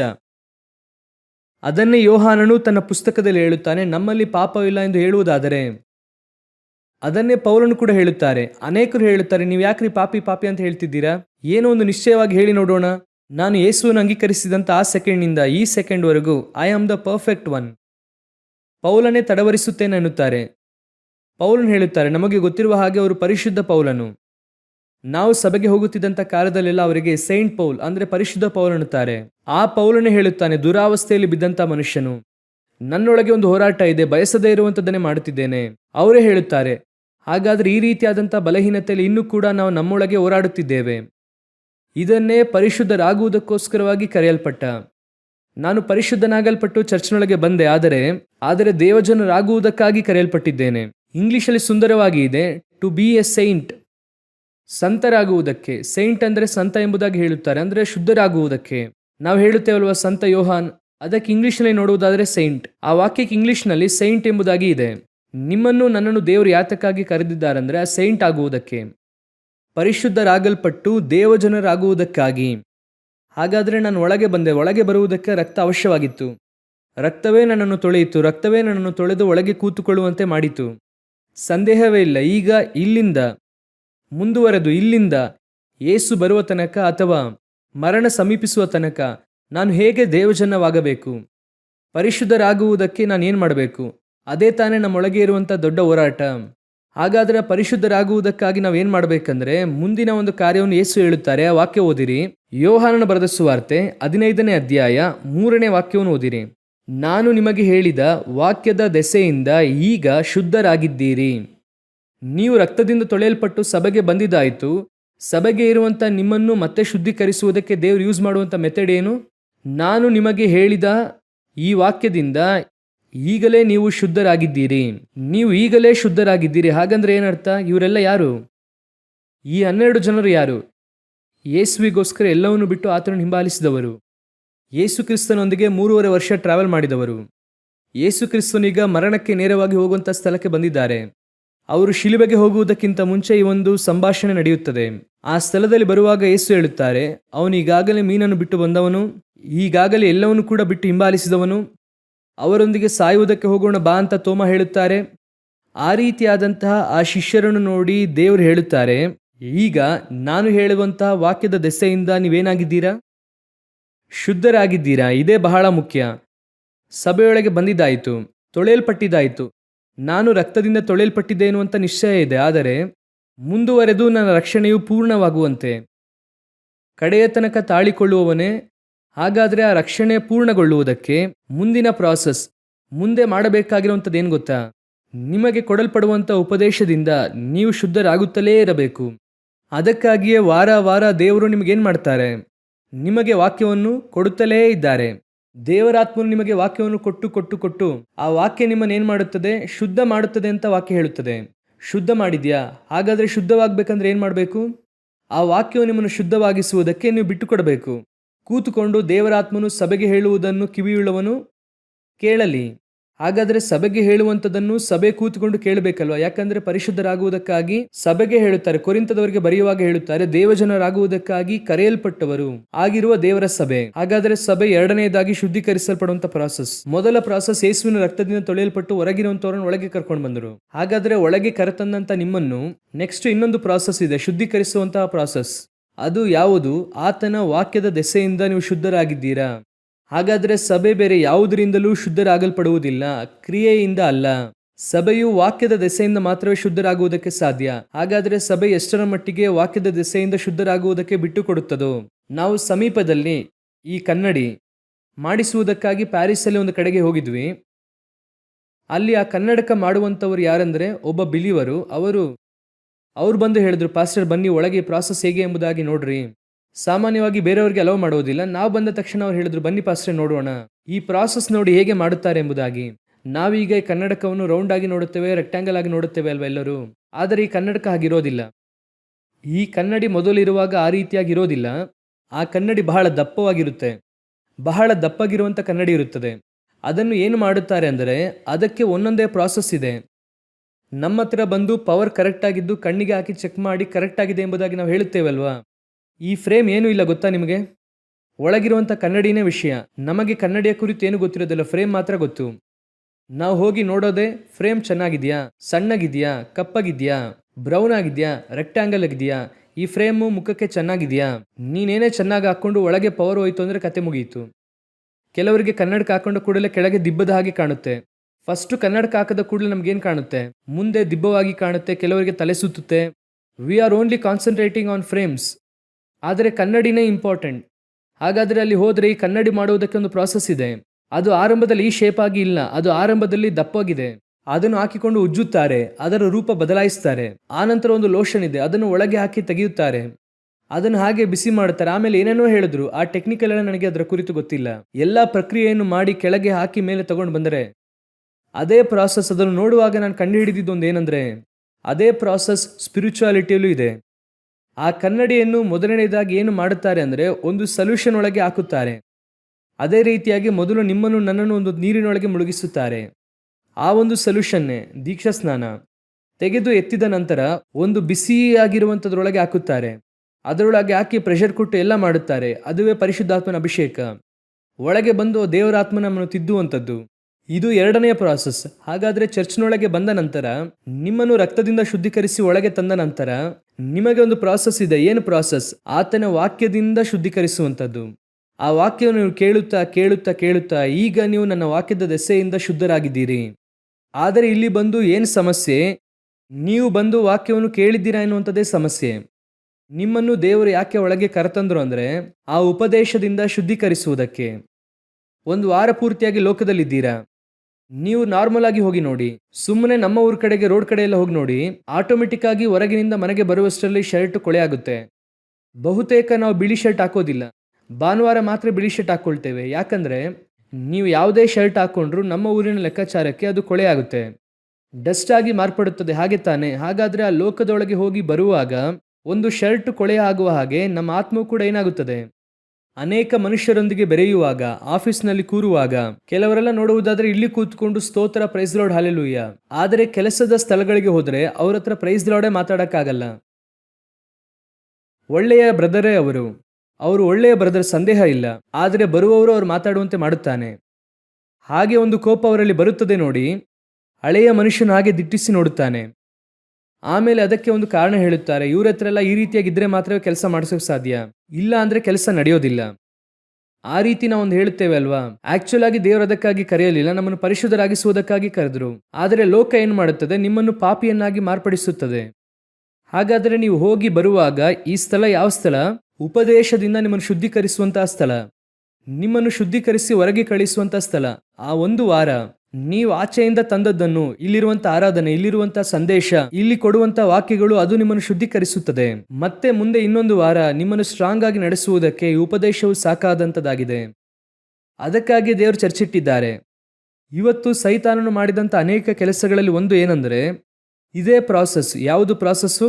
ಶುದ್ಧೀಕರಿಸುವಂಥದ್ದೇ ಸಭೆಯ ಕೆಲಸ. ನಿಮ್ಮನ್ನು ದೇವಜನರಾಗುವುದಕ್ಕಾಗಿ ಕರೆದಿದ್ದಾರೆ.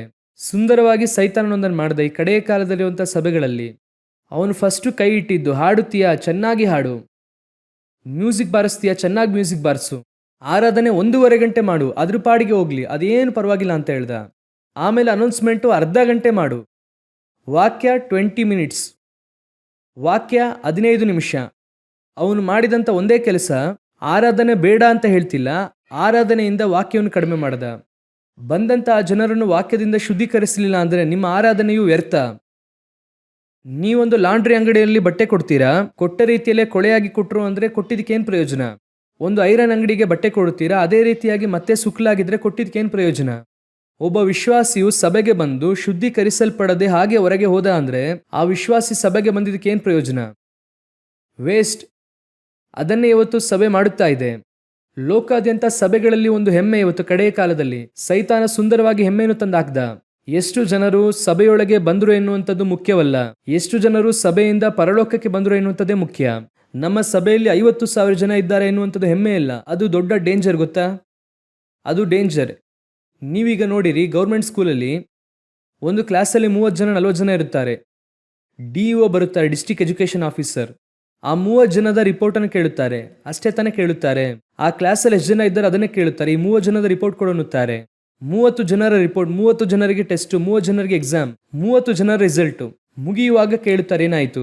ಅದರಲ್ಲಿ ಆ ಗೌರ್ಮೆಂಟ್ ಸ್ಕೂಲಲ್ಲಿ ಇರುವಂಥ ಟೀಚರ್ಸ್ಗೆ ಒಂದು ದೊಡ್ಡ ಸಂತೋಷ, ನಮ್ಮ ಸ್ಕೂಲಲ್ಲಿ 100% ಪಾಸ್. ಅವರ ಸಂತೋಷ ಬಹಳ. ಆದರೆ ಪ್ರೈವೇಟ್ ಸ್ಕೂಲಲ್ಲಿ ಹೋಗಿ ನೋಡಿರಿ, ಒಂದೊಂದು ಕ್ಲಾಸಲ್ಲೂ 50 ಜನ, 100 ಜನ, 1000 ಜನ, 2000 ಜನ ಸ್ಕೂಲಲ್ಲಿ, ದೊಡ್ಡ ಸ್ಕೂಲ್ ಎಲ್ಲ ಕಟ್ತಾರೆ. ಅವರ ಪ್ರಕಾರವಾಗಿ ಏನು ಗೊತ್ತಾ, 100% ಪಾಸ್ ಆಗಬೇಕು. ಹಾಗಾದರೆ 1500 ಜನ ಇದ್ರು ಅಂದರೆ ಗೌರ್ಮೆಂಟ್ ಎಷ್ಟು ಜನರಿಗೆ ಲೆಕ್ಕ ಕೇಳುತ್ತೆ? 1500 ಜನರಿಗೆ ಕೇಳುತ್ತೆ. 30 ಜನ ಇದ್ರೆ ಎಷ್ಟು ಜನರಿಗೆ ಕೇಳುತ್ತೆ? 30 ಜನ ಕೇಳುತ್ತೆ. ಅದೇ ರೀತಿಯಾಗಿ ಎಷ್ಟು ಜನ ವಿಶ್ವಾಸಿಗಳಿದ್ದಾರೋ ಅಷ್ಟು ಜನರ ಲೆಕ್ಕವನ್ನು ಪರಲೋಕ ಕೇಳುತ್ತದೆ. ನನ್ನ ಹತ್ರ 500 ಇದ್ರೆ ಲೆಕ್ಕ ಕೊಡೋದು ಈಸಿ. 5,000 ಇದ್ರೆ ಕಷ್ಟ, 50,000 ಇದ್ರೆ ಆಗಲ್ಲ, 5 ಲಕ್ಷ ಫೇಲ್. ಸಭೆಯ ಮಾಡೆಲ್ ಏನು ಗೊತ್ತಾ? ಕುರುಬನ ಶಬ್ದಕ್ಕೆ ಕುರಿ ಕಿವಿಗೊಡುತ್ತದೆ. ನನ್ನ ಕುರಿಗಳು ನನ್ನ ಶಬ್ದಕ್ಕೆ ಕಿವಿಗೊಡುತ್ತವೆ. ನನ್ನ ಶಬ್ದ ಗೊತ್ತಿರುತ್ತದೆ. ಇವತ್ತು ಸಭೆಗಳು ಶುದ್ಧೀಕರಿಸುವಂಥ ಸ್ಥಳವಾಗಿಲ್ಲ. ಸಭೆಗಳು ಎಂಟರ್ಟೈನ್ಮೆಂಟ್ ಪ್ಲೇಸ್. ಸಭೆಗಳು ಏನು? ಮನರಂಜನೆಯ ಸ್ಥಳ. ಬಂದು ಆಡೋದು, ಕುಣಿಯೋದು, ಪರ್ಫಾರ್ಮೆನ್ಸ್ ಮಾಡೋದು, ಔಟಿಂಗ್ ಇದೆ, ಜಾಲಿ ಇದೆ, ಎಲ್ಲ ಇದೆ. ಆದರೆ ಶುದ್ಧೀಕರಣ ಇಲ್ಲ. ಕೂತುಕೊಂಡು ವಾಕ್ಯ ಕೇಳುವುದಕ್ಕೆ ಎಲ್ಲಿದೆ? ಮೊದಲು ವಾಕ್ಯ ಎಲ್ಲಿದೆ? ಕಾರಣ ಏನು? ಇಲ್ಲಿ ವಾಕ್ಯದಿಂದ ಶುದ್ಧೀಕರಣ ಇಲ್ಲ. ಸಭೆ ಎನ್ನುವಂಥದ್ದು ಎಂಟರ್ಟೈನ್ಮೆಂಟ್ ಪ್ಲೇಸ್ ಆಗಿದೆ, ಬದಲಾಗಿದೆ. ಹಾಗಾದರೆ ಒಳಗೆ ಬಂದಂಥವನು ಹಾಗೆ ಆಚೆ ಹೋಗ್ತಿದ್ದಾನೆ. ಏನೋ ಮಾತಾಡಿದ್ರು ಪಾಸ್ಟ್ರು, ಏನೋ ಮಾತಾಡಿದ್ರು, ಆದರೆ ಚೆನ್ನಾಗಿತ್ತು. ಕಡೆಯವರೆಗೂ ಅವ್ರು ಏನು ಮಾತಾಡಿದ್ರು ಅಂತ ಅವನಿಗೆ ಗೊತ್ತಿಲ್ಲ. ಚೆನ್ನಾಗಿ ತಿಳ್ಕೊಳ್ರಿ, ಸಭೆ ಎನ್ನುವಂಥದ್ದು ಕತೆ ಕೇಳುವ ಸ್ಥಳವಲ್ಲ. ಸಾಮ್ಯ ಅವಶ್ಯ, ಆದರೆ ಸಾಮ್ಯವಲ್ಲ, ಸಾಮ್ಯದ ಒಳಗಿರುವಂಥ ರಹಸ್ಯಗಳೇ ಪ್ರಾಮುಖ್ಯ. ಸಭೆ ಎನ್ನುವಂಥದ್ದು ಶುದ್ಧೀಕರಿಸಲ್ಪಡುವಂತಹ ಸ್ಥಳ. ವಿಶ್ವಾಸಿಗಳಿಗೆ ಹೇಳುತ್ತೇನೆ, ಇಲ್ಲಿ ಬಂದು ಹೋಗುವಾಗ ಏನೋ ಪಿಕ್ನಿಕ್ಗೆ ಬಂದು ಹೋಗೋ ಹಾಗೆ ಹೋಗಬಾರ್ದು. ನೀವು ಪರಿಶುದ್ಧರಾಗಿದ್ದೀರಾ, ಆದರೆ ಇನ್ನೂ ಕೂಡ ದೇವಜನರಾಗಿಲ್ಲ. ಸೈಂಟಾಗಿ ಮಾರ್ಪಡಬೇಕೆಂದು ಹೇಳುತ್ತದೆ. ಹಾಗಾದರೆ ಆತನ ವಾಕ್ಯದಿಂದ ಶುದ್ಧೀಕರಿಸಲ್ಪಟ್ಟವರಾದರೆ ಮಾತ್ರವೇ ಸಭೆ ದೇವಜನರೆನ್ನುವಂಥ 2ನೇ ಸ್ಥಳಕ್ಕೆ ಹೋಗುತ್ತದೆ. ಹಲ್ಲೆಲೂಯಾ. ಸರಿ, ಇಷ್ಟು ಸಾಕಾ? ಇದರೊಂದಿಗೆ ಮುಗಿಸೋಣವಾ? ಆ ರೀತಿಯಾಗಿಲ್ಲ. ಬೈಬಲ್ ಅದರೊಂದಿಗೆ ಮುಗಿಸೋದಿಲ್ಲ. ಓದಿರಿ, ದೇವಜನರಾಗಲ್ಪಡುವುದಕ್ಕೆ ಏನು ಮಾಡಬೇಕೆಂಬುದಾಗಿ ಓದಿರಿ. ಯೆಹೆಜ್ಕೇಲ 36ನೇ ಅಧ್ಯಾಯ 25ನೇ ವಾಕ್ಯದಿಂದ ಓದಿರಿ. ನಾನು ನಿಮ್ಮ ಮೇಲೆ ನಿರ್ಮಲ ಲೋದಕವನ್ನು ಪ್ರೋಕ್ಷಿಸಲು ನೀವು ನಿರ್ಮಲರಾಗುವಿರಿ. ನಿಮ್ಮ ಸಮಸ್ತ ವಿಗ್ರಹಗಳಿಂದಲೂ ಸಕಲ ವಿಧವಾದ ಹೊಲಸಿನಿಂದಲೂ ನಿಮ್ಮನ್ನು ಶುದ್ಧಿ ಮಾಡುವೆನು. ಈ ಶುದ್ಧರಾಗುವುದಕ್ಕೋಸ್ಕರವಾಗಿ ದೇವರು ನೆಕ್ಸ್ಟ್ ಮಾಡುವಂಥದ್ದೇನು ಗೊತ್ತಾ? ನಿಮ್ಮ ಮೇಲೆ ಶುದ್ಧವಾಗಿರುವ ಜಲವನ್ನು ಪ್ರೋಕ್ಷಿಸುತ್ತೇನೆ. ಈ ಒಂದು ವಾಕ್ಯವನ್ನು ಲೋಕದಲ್ಲಿ ತಪ್ಪಾಗಿ ಅರ್ಥ ಮಾಡಿಕೊಂಡು ಒಂದು ದೊಡ್ಡ ಗುಂಪು ಇದನ್ನು ಫಾಲೋ ಮಾಡುತ್ತಿದೆ. ನೀವು ಶುದ್ಧರಾಗುವುದಕ್ಕೆ ಏನು ಪ್ರೋಕ್ಷಿಸುತ್ತೇನೆ? ಅದರಿಂದ ಬಂದದ್ದೇ ನೀರು ಪ್ರೋಕ್ಷಿಸುವ ದೀಕ್ಷಾಸ್ನಾನ. ಅದರಿಂದ ಬಂದದ್ದೇ ನೀರಿನಿಂದ ಪ್ರೋಕ್ಷಿಸುವ ದೀಕ್ಷಾಸ್ನಾನ. ತಲೆಯ ಮೇಲೆ ನೀರು ಪ್ರೋಕ್ಷಿಸಿದ್ರೆ ಏನಾಗುತ್ತಾರೆ? ಶುದ್ಧ. ಯಾಕಂದ್ರೆ ದೇವರು ಹೇಳಿದ್ದಾರಲ್ಲ, ನಿಮ್ಮ ಮೇಲೆ ನಿರ್ಮಲವಾದ ಲೋದಕವನ್ನು ಪ್ರೋಕ್ಷಿಸುತ್ತೇನೆ. ಸರಿ, ಅದನ್ನು ನೀವು ಹಾಗೆ ಸ್ವೀಕರಿಸುತ್ತೀರಾ ಅಂದ್ರೆ ಆ ವಾಕ್ಯವನ್ನು ಮತ್ತೆ ಮುಂದುವರೆದು ಓದಿರಿ. ನಾನು ನಿಮ್ಮ ಮೇಲೆ ನಿರ್ಮಲ ಲೋದಕವನ್ನು ಪ್ರೋಕ್ಷಿಸಲು ನೀವು ನಿರ್ಮಲರಾಗುವಿರಿ. ನಿಮ್ಮ ಸಮಸ್ತ ವಿಗ್ರಹಗಳಿಂದಲೂ ಸಕಲ ವಿಧವಾದ ಹೊಲಸಿನಿಂದಲೂ ನಿಮ್ಮನ್ನು ಶುದ್ಧಿ ಮಾಡುವೆನು. ಪ್ರೋಕ್ಷಿಸುವ ಕಡೆ ಇರುವಂತ ವಿಗ್ರಹವನ್ನು ತೆಗೆಯುತ್ತಾರಾ? ಇಲ್ಲಿ ಹೇಳುತ್ತಾ ಇರುವಂತದ್ದು ಪ್ರೋಕ್ಷಿಸುವಂತ ದೀಕ್ಷಾ ಸ್ನಾನವೇ ಇಲ್ಲ. ಮೊದಲು ಇಲ್ಲಿ ಮಾತನಾಡುವಾಗ ದೇವರು ಇನ್ನೊಂದು ವಿಷಯ ಮಾತನಾಡುತ್ತಿದ್ದಾರೆ. ಇವತ್ತು ಶುದ್ಧೀಕರಿಸುವುದಕ್ಕೋಸ್ಕರವಾಗಿ ನೀರನ್ನು ಪ್ರೋಕ್ಷಿಸಿದ್ರೆ, ಹಾಗಾದ್ರೆ ನೀರು ಪ್ರೋಕ್ಷಿಸುವವರು ಏನ್ ಮಾಡಬೇಕು? ವಿಗ್ರಹವನ್ನು ತೆಗೆಯಬೇಕು. ಇಲ್ಲಿ ವಾಕ್ಯ ಯೆಹೆಜ್ಕೇಲ 35, 25, 26ರಲ್ಲಿ ಹೇಳುವಂಥದ್ದು ಪ್ರೋಕ್ಷಿಸುವ ದೀಕ್ಷಾಸ್ನಾನದ ಕುರಿತಾಗಿ ಅಲ್ಲ. ಅದೇ ಅವರು ಮೂಲ ವಾಕ್ಯವಾಗಿ ಇಟ್ಕೊಂಡಿದ್ದಾರೆ. ನಾನು ಪ್ರೋಕ್ಷಿಸುತ್ತೇನೆ, ನೀವು ನಿರ್ಮಲರಾಗುವಿರಿ ಅಂದ್ರೆ ಅದಕ್ಕೆ ಅರ್ಥ ಅದಲ್ಲ. ಮುಂದಿನ ವಾಕ್ಯ ಓದಿರಿ. ನಾನು ನಿಮಗೆ ಹೊಸ ಮನಸ್ಸನ್ನು ಕೊಟ್ಟು ನಿಮ್ಮಲ್ಲಿ ನೂತನ ಸ್ವಭಾವವನ್ನು ಹುಟ್ಟಿಸುವೆನು. ಕಲ್ಲಾದ ಹೃದಯವನ್ನು ನಿಮ್ಮೊಳಗಿಂದ ತೆಗೆದು ಮೃದುವಾದ ಹೃದಯವನ್ನು ನಿಮಗೆ ದಯಪಾಲಿಸುವೆನು. ಪರಿಶುದ್ಧಾತ್ಮನ ಕುರಿತಾಗಿ ಅಲ್ಲಿ ಮಾತನಾಡುತ್ತಿದ್ದೆ. ಪರಿಶುದ್ಧಾತ್ಮನೇ ಜಲ ಅಂತ ಅರ್ಥ. ನದಿಯಾಗಿ ಹರಿಯುತ್ತಾರೆ. ವಾಕ್ಯ ಗೊತ್ತಲ್ವಾ ನಿಮಗೆ? ಪಾದದಷ್ಟು, ಮೊಣಕಾಲಷ್ಟು, ಸೊಂಟದವರೆಗೂ ನಾನು ಏನು ಮಾಡುತ್ತೇನೆ? ನಿಮ್ಮ ಮೇಲೆ ಪರಿಶುದ್ಧಾತ್ಮನನ್ನು ಊದುತ್ತೇನೆ. ಪರಿಶುದ್ಧಾತ್ಮನು ನಿಮ್ಮ ಮೇಲೆ ಇಳಿಯುತ್ತಾರೆ. ಅಗ್ನಿಮಯವಾದ ನಾಲಿಗೆಯಲ್ಲಿ ಇಳಿಯುತ್ತಾರೆ ಎಂಬುದಾಗಿದೆ ನೋಡಿ. ಆ ರೀತಿಯಾಗಿ ಇಳಿಯುತ್ತಾರೆ. ಆಗ ನೀವು ನೂತನ ಮನಸ್ಸುಳ್ಳವರಾಗಿ ಮಾರ್ಪಡುವಿರಿ. ಇದಕ್ಕೆ ಹೋಲುವಂತ ವಾಕ್ಯವನ್ನು ಹೊಸ ಒಡಂಬಡಿಕೆಯಲ್ಲಿ ಪೌಲನು ಬರೆಯುತ್ತಾರೆ. ಓದಿರಿ, ಎಫೆಸದವರಿಗೆ ಬರೆದ ಪತ್ರಿಕೆ 5ನೇ ಅಧ್ಯಾಯ 26 ಹಾಗೂ 27ನೇ ವಾಕ್ಯ ಓದಿರಿ. ಎಫೆಸದವರಿಗೆ ಬರೆದ ಪತ್ರಿಕೆ 5ನೇ ಅಧ್ಯಾಯ 26 ಹಾಗೂ 27ನೇ ವಾಕ್ಯ ಓದಿರಿ. ಆತನು ಅದನ್ನು ಪ್ರತಿಷ್ಠೆ ಪಡಿಸುವುದಕ್ಕಾಗಿ ತನ್ನನ್ನು ಒಪ್ಪಿಸಿಕೊಟ್ಟನು. ಅದನ್ನು ಕಳಂಕ, ಸುಕ್ಕು ಮುಂತಾದದೊಂದೂ ಇಲ್ಲದ ಕನ್ನಿಕೆಯೋ ಎಂಬಂತೆ ಪರಿಶುದ್ಧವೂ ನಿರ್ದೋಷವೂ ಮಹಿಮೆಯುಳ್ಳದೂ ಆಗಿರುವ ಸಭೆಯನ್ನಾಗಿ ತನ್ನೆದುರಿನಲ್ಲಿ ನಿಲ್ಲಿಸಿಕೊಳ್ಳಬೇಕೆಂದು ವಾಕ್ಯೋಪದೇಶ ಸಹಿತವಾದ ಜಲಸ್ನಾನವನ್ನು ಮಾಡಿಸಿ ಶುದ್ಧ ಮಾಡಿದನು. ಈ ವಾಕ್ಯದಲ್ಲಿ ಸಂದೇಶದ ಎಲ್ಲಾ ಪಾಯಿಂಟ್ಸ್ ಇರುತ್ತದೆ. ನಾವು ಈ ಸಂದೇಶದಲ್ಲಿ ಹೇಳಿದಂತೆ ಎಲ್ಲ ಪಾಯಿಂಟ್ಸ್ ಕೂಡ ಈ ಒಂದೇ ವಾಕ್ಯದಲ್ಲಿ ಇರುತ್ತದೆ. ವಾಕ್ಯ ಹೇಳುತ್ತದೆ, ಅದನ್ನು ಪ್ರತಿಷ್ಠೆ ಪಡಿಸುವುದಕ್ಕಾಗಿ ತನ್ನನ್ನು ಒಪ್ಪಿಸಿಕೊಟ್ಟನು. ಅದೇ ರಕ್ತದಿಂದ ತೊಳೆಯುತ್ತಾರೆ. ನೆಕ್ಸ್ಟ್ ಯಾವುದರಿಂದ ತೊಳೆಯುತ್ತಾರೆ? ವಾಕ್ಯದಿಂದ. ನೆಕ್ಸ್ಟ್ ಯಾವುದರಿಂದ? ವಾಕ್ಯೋಪದೇಶ ಸಹಿತವಾದ ಜಲಸ್ನಾನ. ಕಳಂಕ, ಸುಕ್ಕು ಇಲ್ಲದೆ ಇರುವಂತ ಮೊದಲಗಿತ್ತಿ ಸಭೆಯಾಗಿ ನಿಲ್ಲಿಸುವುದಕ್ಕೆ ಮೊದಲು ರಕ್ತದಿಂದ ತೊಳೆಯಲ್ಪಡುತ್ತದೆ. ಎರಡನೇದಾಗಿ ವಾಕ್ಯದಿಂದ ಶುದ್ಧೀಕರಿಸಲ್ಪಡುತ್ತದೆ. ಮೂರನೇದಾಗಿ ಯಾವುದರಿಂದ? ಜಲಸ್ನಾನ ಮಾಡಿಸಿ ರಕ್ತದಿಂದ ತೊಳೆದು, ವಾಕ್ಯದಿಂದ ತೊಳೆದು, ಕಡೆಯದಾಗಿ ಯಾವುದರಿಂದ? ಜಲಸ್ನಾನದಿಂದ. ಪರಿಶುದ್ಧಾತ್ಮನಲ್ಲಿ ನೀವು ಮುಳುಗಿ ಮುಳುಗಿ ಎದ್ದೇಳಬೇಕು. ಪರಿಶುದ್ಧಾತ್ಮನ ಶುದ್ಧೀಕರಣ ಎಂದು ಇದೆ. ಅವರು ಬಂದು ತಿದ್ದುತ್ತಾರೆ. ಅನೇಕ ಸಮಯದಲ್ಲಿ ದೇವರ ಆತ್ಮನು ಸಭೆಗಳಿಗೆ ಹೇಳುವುದನ್ನು ಕಿವಿಯುಳ್ಳವನು, ಆದರೆ ಇಲ್ಲಿ ಕೇಳುವುದಿಲ್ಲ. ವಾಕ್ಯ ಒಂದು ಕಡೆ ಇದೆ, ಆ ವಾಕ್ಯವು ನಮ್ಮನ್ನು ಶುದ್ಧೀಕರಿಸುತ್ತದೆ. ಅನೇಕ ಸಮಯದಲ್ಲಿ ನಿಮಗೆ ಆ ವಾಕ್ಯ ಅರ್ಥವಾಗುವುದಿಲ್ಲ. ಆ ವಾಕ್ಯ ಏನಾಗಲ್ಲ, ಗೊತ್ತಾಗೋದಿಲ್ಲ. ಕೆಲವರಿಗೆ ವಾಕ್ಯವನ್ನು ಓದುವುದಕ್ಕೆ ಗೊತ್ತಿಲ್ಲ, ಓದುವುದಕ್ಕೂ ಬರೆಯುವುದಕ್ಕೂ ಗೊತ್ತಿರೋಲ್ಲ. ಆ ರೀತಿಯಾದಂಥ ಎಲ್ಲರನ್ನು ಕೂಡ ಸಭೆಯೊಳಗೆ ಇಟ್ಟು ದೇವರು ಏನು ಮಾಡುತ್ತಾರೆ ಗೊತ್ತಾ? ಅವರು ಮಾತಾಡುತ್ತಾರೆ, ಅವರು ಶುದ್ಧೀಕರಿಸುತ್ತಾರೆ. ದೇವರ ಆತ್ಮನು ಹೇಳುವುದನ್ನು ನೀವು ಕೇಳುವುದಾದರೆ ನೀವು ಶುದ್ಧೀಕರಿಸಲ್ಪಡುತ್ತೀರಿ. ಯೇಸು ಏನು ಹೇಳುತ್ತಾರೆ? ನಾನು ಹೋಗಿ ನಿಮಗೇನು ಕಳುಹಿಸುತ್ತೇನೆ? ಸತ್ಯದ ಆತ್ಮನು ಕಳುಹಿಸುತ್ತಾನೆ. ಆತನು ಬಂದು ಪಾಪದ ಕುರಿತಾಗಿ, ನೀತಿಯ ಕುರಿತಾಗಿ, ನ್ಯಾಯ ತೀರುವಿಕೆಯ ಕುರಿತಾಗಿ ಅರುಹನ್ನು ಹುಟ್ಟಿಸುವನು. ಹಾಗಾದರೆ ನೆಕ್ಸ್ಟು ನಿಮಗೆ ವಾಕ್ಯ ಬಂತು. ವಾಕ್ಯವು ಶುದ್ಧೀಕರಿಸುತ್ತದೆ. ವಾಕ್ಯದ ನಂತರ ಇನ್ನೊಂದು ಶುದ್ಧೀಕರಣ ಇದೆ. ನೀವು ವಾಕ್ಯವನ್ನು ಕೇಳಿದ್ರಿ, ಚರ್ಚ್ನಲ್ಲಿ ವಾಕ್ಯ ಕೇಳಿದ್ರಿ, ಆ ವಾಕ್ಯವು ನಿಮ್ಮಲ್ಲಿ ಕ್ರಿಯೆ ಮಾಡುವಂಥದ್ದು ಯಾರು ಗೊತ್ತಾ? ದೇವರ ಆತ್ಮನು. ಅವರೇ ಸಹಾಯ ಮಾಡುವವರಾಗಿ ಇದ್ದಾರೆ. ನಮ್ಮ ಬಲಹೀನತೆಯಲ್ಲಿ ಆತನ ಬಲವು ಪೂರ್ಣ ಸಾಧಕವಾಗಿದೆ. ಅನೇಕರಲ್ಲಿರುವಂಥ ಸಮಸ್ಯೆ ಏನು ಗೊತ್ತಾ? ನನಗೆ ಸತ್ಯ ಗೊತ್ತಿದೆ, ಸತ್ಯವನ್ನು ಕೇಳುತ್ತಾರೆ, ಸತ್ಯ ಇದೆ, ಅನೇಕ ಸಭೆಗಳಲ್ಲಿ ಸತ್ಯ ಇದೆ. ಅಲ್ಲಿರುವಂಥವ್ರು ಯಾಕೆ ಬಲಹೀನರಾಗಿದ್ದಾರೆ? ಅಲ್ಲಿರುವಂತಹ ಸಭೆಯಲ್ಲಿ ಯಾಕೆ ಬಲಹೀನತೆ ಇದೆ ಅಂದರೆ ಅವರ ಲೈಫಲ್ಲಿ ದೇವರಾತ್ಮನ ಕ್ರಿಯೆ ಮಾಡುವುದಕ್ಕೆ ಸ್ಥಳ ಕೊಡುವುದಿಲ್ಲ. ವಾಕ್ಯ ಬರುತ್ತದೆ, ವಾಕ್ಯವನ್ನು ಕೇಳುತ್ತೀರಾ, ಆ ವಾಕ್ಯವು ದೇವರಾತ್ಮನು ನಿಮ್ಮಲ್ಲಿ ಕ್ರಿಯೆ ಮಾಡುವುದಕ್ಕೆ ನೀವು ಬಿಟ್ಕೊಡ್ತಾ ಇದ್ದೀರಾ? ದೇವರಾತ್ಮನಿಗೆ ಇಂಪಾರ್ಟೆನ್ಸ್ ಕೊಡುತ್ತಾ ಇದ್ದೀರಾ ಅಂದರೆ ಅಲ್ಲಿಯೇ ಈಗ ಸಮಸ್ಯೆನೇ ಇದೆ. ವಾಕ್ಯವನ್ನು ಈಗ ಕೇಳಿ ಹೋಗಿದ್ದಾಯಿತು. ಹೋಗುವಾಗಲೇ ದೇವರಾತ್ಮನಲ್ಲಿ ಮಾತಾಡೋದು. ಇಲ್ಲಿ ಹೋಗುವಾಗಲೇ ನಾನು ಬಂದು ನೀವು ತಪ್ಪಾದ ವಿಷಯ ನೋಡ್ತಾ ಇದ್ದೀರಾ ಅಂತ ಹೇಳ್ತಿಲ್ಲ. ಅದನ್ನು ಅರ್ಥ ಮಾಡಿಕೊಳ್ಳಿ. ನೀವು ತಪ್ಪಾದ ವಿಷಯ ನೋಡ್ತಾ ಇದ್ದೀರಾ ಅಂತ ನಾನು ಹೇಳ್ತಿಲ್ಲ. ದೇವರಾತ್ಮನಿಗೆ ಇಷ್ಟವಿಲ್ಲದಿರೋ ವಿಷಯ ನೋಡ್ತಾ ಇದ್ದೀರಾ. ದೇವರಾತ್ಮನಿಗೆ ಯಾವ್ದು ಇಷ್ಟ? ನಿಮಗೆ ಒಂದು ಉದಾಹರಣೆಗೆ ಹೇಳುತ್ತೇನೆ. ನಮಗೆ ಕೆಟ್ಟ ಮಾತು ಅಂದರೆ ಏನು? ನಮ್ಮ ಪ್ರಕಾರ ಕೆಟ್ಟ ಮಾತು ಅಂದರೆ ಒಂದು ಇದೆ ಅಲ್ವಾ, ಲೋಕರೀತಿಯಾಗಿ. ಆದರೆ ದೇವರಾತ್ಮನಿಗೆ ಅದಲ್ಲ ಕೆಟ್ಟ ಮಾತು.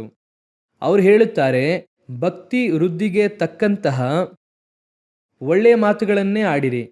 ಹಾಗಾದರೆ ಕೆಟ್ಟ ಮಾತುಗಳಂದ್ರೆ ಏನಂದ್ರೆ, ಲೋಕದವ್ರು ಮಾತಾಡ್ತಾರಲ್ಲ ಅದಲ್ಲ ಕೆಟ್ಟ ಮಾತು. ಭಕ್ತಿ ವೃದ್ಧಿ ಆಗದೇ ಇರುವಂತಹ ಮಾತುಗಳನ್ನು ಮಾತಾಡ್ತಾರಲ್ಲ, ಅದುವೇ ಅವರಿಗೆ ಕೆಟ್ಟ ಮಾತು ಅಂತ ಇದೆ. ಈ ರೀತಿಯಾಗಿ ಯೋಚನೆ ಮಾಡಿ ನೋಡಿ. ಎಷ್ಟು ಜನ ಒಂದು ಪ್ರಯಾಣ ಮಾಡುತ್ತೀರಾ, ಒಂದು ಟ್ರಾವೆಲ್, ಒಂದು 3 ಗಂಟೆ 4 ಗಂಟೆ ಟ್ರಾವೆಲ್ ಮಾಡುತ್ತೀರಾ. ಎಷ್ಟು ಭಕ್ತಿ ವೃದ್ಧಿಗೆ ತಕ್ಕಂಥ ಮಾತನಾಡ್ತೀರಾ? ಎಷ್ಟು ಮಾತಾಡಿರ್ತೀರಾ? ಎಷ್ಟು ಜನ ಭಕ್ತಿ ವೃದ್ಧಿಗೆ ತಕ್ಕಂಥ ಮಾತುಗಳನ್ನು ಆಡಿದ್ದೀರಾ ಹೇಳಿ ನೋಡೋಣ. ಅದೇ ರೀತಿಯಾಗಿ ಆತ್ಮಿಕ ಜೀವಿತದಲ್ಲೂ ಕೂಡ ಸರಿ, ನಾವು ಯಾವಾಗಲೂ ಏನು ಮಾಡಬೇಕು ಅಂದರೆ, ಅವಶ್ಯವಾದದನ್ನು ಮಾತ್ರ ಮಾತಾಡಬೇಕು. ಅವಶ್ಯವಿಲ್ಲದಿರುವುದೇನೇನು ಮಾಡಬೇಕು? ದೇವರಾತ್ಮನ ಹೇಳುತ್ತಾರೆ ಅದರಲ್ಲೂ ಕೂಡ ಭಕ್ತಿ ವೃದ್ಧಿಗೆ ತಕ್ಕಂಥ ಮಾತುಗಳನ್ನೇ ಮಾತನಾಡಬೇಕು. ಬೇರೆ ಯಾವುದನ್ನು ಏನು ಮಾಡಬಾರ್ದು? ಮಾತಾಡಬಾರ್ದು. ಈಗ ನಾವು ಆ ರೀತಿ ಮಾಡ್ತಾ ಇದ್ದೇವಾ? ಭಕ್ತಿ ವೃದ್ಧಿಗೆ ತಕ್ಕದನ್ನು ಮಾತ್ರ ಮಾತಾಡ್ತಿದ್ದೇವಾ? ಇವತ್ತು ಬೇಡದೇ ಇರುವಂಥ ಸಂಭಾಷಣೆಗಳು ನಮ್ಮನ್ನು ಏನು ಮಾಡುತ್ತದೆ? ಕೆಡಿಸುತ್ತದೆ. ಬೇಡದೇ ಇರುವಂಥ ಸಂಭಾಷಣೆ ಒಳ್ಳೆಯ ಗುಣವನ್ನು ಕೆಡಿಸುತ್ತದೆ. ಅದನ್ನೇ ನಿಮಗೂ ಹೇಳುತ್ತಾ ಇದ್ದೇನೆ, ಗಮನಿಸಿರಿ. ಪರಿಶುದ್ಧಾತ್ಮನು ನಿಮ್ಮೊಂದಿಗೆ ಮಾತನಾಡುವಾಗ ಅವರಿಗೆ ಸ್ಥಳ ಕೊಡಬೇಕು. ಪರಿಶುದ್ಧಾತ್ಮನು ಒಳಗೆ ಬರುವಾಗ ಸ್ಥಳ ಕೊಡಬೇಕು. ಅವರು ಬಂದು ನಿಮ್ಮನ್ನು ಶುದ್ಧೀಕರಿಸಬೇಕು. ಹಾಗಾದರೆ ಅವರಿಗೆ ನೀವು ಸ್ಥಳ ಕೊಡಬೇಕಲ್ವಾ? ವಾಕ್ಯವನ್ನು ಕೇಳುವುದರಿಂದ ಮಾತ್ರ ನೀವು ಶುದ್ಧೀಕರಿಸಲ್ಪಟ್ಟಿದ್ದೀರಾ ಅಂದರೆ ಇಲ್ಲ. ವಾಕ್ಯ ಬರುತ್ತದೆ. ಯವನಸ್ಥನು ತನ್ನ ನಡತೆಯನ್ನು ಹೇಗೆ ಶುದ್ಧೀಕರಿಸಿಕೊಳ್ಳುತ್ತಾನೆ? ವಾಕ್ಯದ ದೆಸೆಯಿಂದಲೇ. ಆದರೆ ದೇವರಾತ್ಮನೇ ಬಲಪಡಿಸುವ ಆತನು. ನಮ್ಮಲ್ಲಿರುವಂತಹ ಪಾಪ ಇದೆಯಲ್ಲ, ಈ ಮಾಂಸದಲ್ಲಿರುವಂತಹ ಪಾಪ ಇದೆಯಲ್ಲ, ಅದು ದೊಡ್ಡದು. ಅದನ್ನು ಜಯಿಸುವಂಥ ಬಲವು ದೇವರಾತ್ಮನಲ್ಲಿಯೇ ಇದೆ. ಅವರೇ ನಮಗೆ ಸಹಾಯ ಮಾಡುವ ಆತನು. ಹಾಗಾದರೆ ಸಭೆ ಶುದ್ಧೀಕರಿಸಲ್ಪಡುವುದಕ್ಕೆ ಮೂರನೇ ಬಹಳ ಮುಖ್ಯವಾದದ್ದೇನು?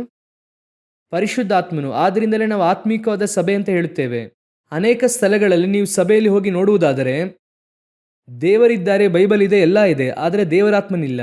ದೇವರಾತ್ಮನಿಲ್ಲದೆ ಇರುವುದರಿಂದ ಸಭೆ ಪೂರ್ಣತೆಯಲ್ಲಿರೋದಿಲ್ಲ. ಸಭೆ ಏನಾಗುತ್ತಿಲ್ಲ? ಪರಿಶುದ್ಧವಾಗುತ್ತಿಲ್ಲ. ಕುಡಿಯುವವನು, ಸಿಗರೇಟ್ ಸೇದುವವನು, ಅದೆಲ್ಲ ಸಹಜವಾಗಿದೆ. ಅಲ್ಲಿ ಕೇಳಿದ್ರೆ ಹೇಳುತ್ತಾರೆ ಹಬ್ಬಕ್ಕೆ ಕುಡಿಯಲಿರಿ, ಅದರಲ್ಲೇನು ತಪ್ಪಿಲ್ಲ. ಹಬ್ಬದಲ್ಲಿ ಏನು ಮಾಡ್ತಾರೆ? ಎಲ್ಲ ಕುಡಿದು ಬರುತ್ತಾರೆ. ಆದರೆ ಇಲ್ಲಿ ನೀವು ನೋಡಿರಿ, ದೇವರಾತ್ಮನು ಖಂಡಿಸಿ ತಿಳಿಸುತ್ತಾರೆ, ಕುಡಿಯಬಾರದು, ಸಿಗರೇಟ್ ಸೇದಬಾರದು, ಈ ರೀತಿಯಾಗೆಲ್ಲ ಮಾಡಬಾರದು. ಖಂಡಿಸಿ ತಿಳಿಸುತ್ತಾರೆ. ಆ ಖಂಡಿಸುವಂಥದ್ದು ಯಾರು ಮಾಡೋದು? ದೇವರಾತ್ಮನೇ.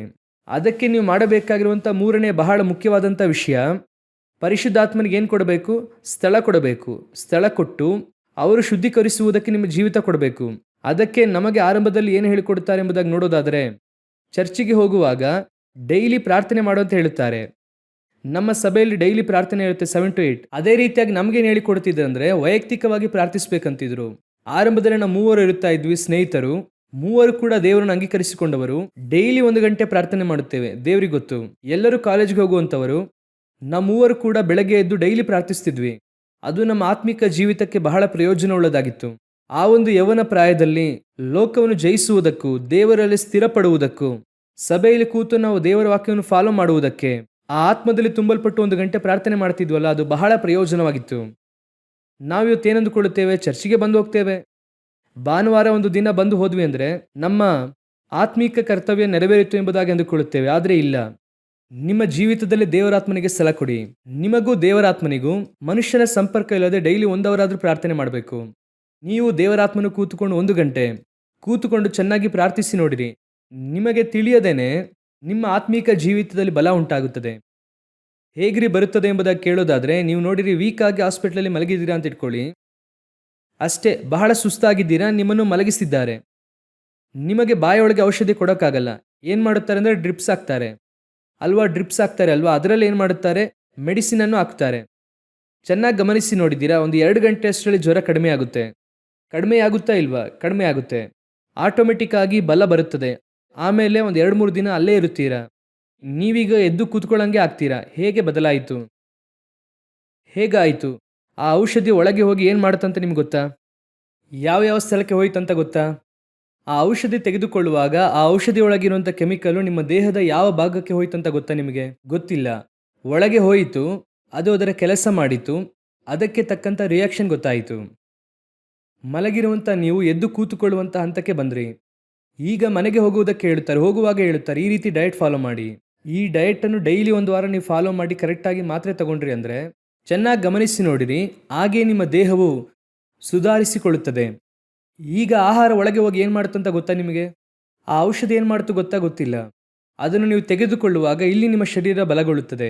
ಅದೇ ರೀತಿಯೇ ನೀವು ಸತ್ಯವೇದದ ವಾಕ್ಯವನ್ನು ಓದುತ್ತಾ ಡೈಲಿ ಆತ್ಮದಿಂದ ತುಂಬಲ್ಪಟ್ಟು ಪ್ರಾರ್ಥನೆ ಮಾಡುತ್ತಾ ಆಟೋಮೆಟಿಕ್ ಆಗಿ ನಿಮ್ಮ ಆತ್ಮ ಬಲಗೊಳ್ಳುವುದಕ್ಕೆ ಆರಂಭವಾಗುತ್ತದೆ. ನಿಮ್ಮ ಆತ್ಮದಲ್ಲಿ ಸಂತೋಷ ಉಂಟಾಗುತ್ತದೆ. ಅದು ಹೇಗೆ ಹೊರಗೆ ಗೊತ್ತಾಗುತ್ತೆ. ಹೇಗೆ ಒಳಗೆ ಔಷಧಿ ಹೋದ್ರೆ ಹೊರಗೆ ಬಲ ಗೊತ್ತಾಗುತ್ತದೋ ಅದೇ ರೀತಿನೇ ಒಳಗೆ ದೇವರಾತ್ಮನು ಸ್ಥಿರಪಡುತ್ತಾ ವಾಕ್ಯವು ನಿಮ್ಮಲ್ಲಿ ಬೇರೂರುವಾಗ ನಿಮ್ಮ ಆತ್ಮಿಕ ಜೀವಿತ ಜಯ ಹೊಂದುವುದನ್ನು ನೀವು ನೋಡುತ್ತೀರಾ. ನೀವು ಯಾವುದರಲ್ಲಿ ಸೋತಿರುತ್ತೀರೋ ಅದರಲ್ಲಿ ಜಯಿಸುತ್ತೀರಾ. ಯಾವುದರಲ್ಲಿ ಬಿದ್ದಿರುತ್ತೀರೋ ಅದರಲ್ಲಿ ಏಳುತ್ತೀರಾ. ಯಾವುದನ್ನು ಬಿಡುವುದಕ್ಕೆ ಆಗಲ್ಲ ಅನ್ನುತ್ತೀರಾ ಅದನ್ನು ಬಿಡುತ್ತೀರಾ.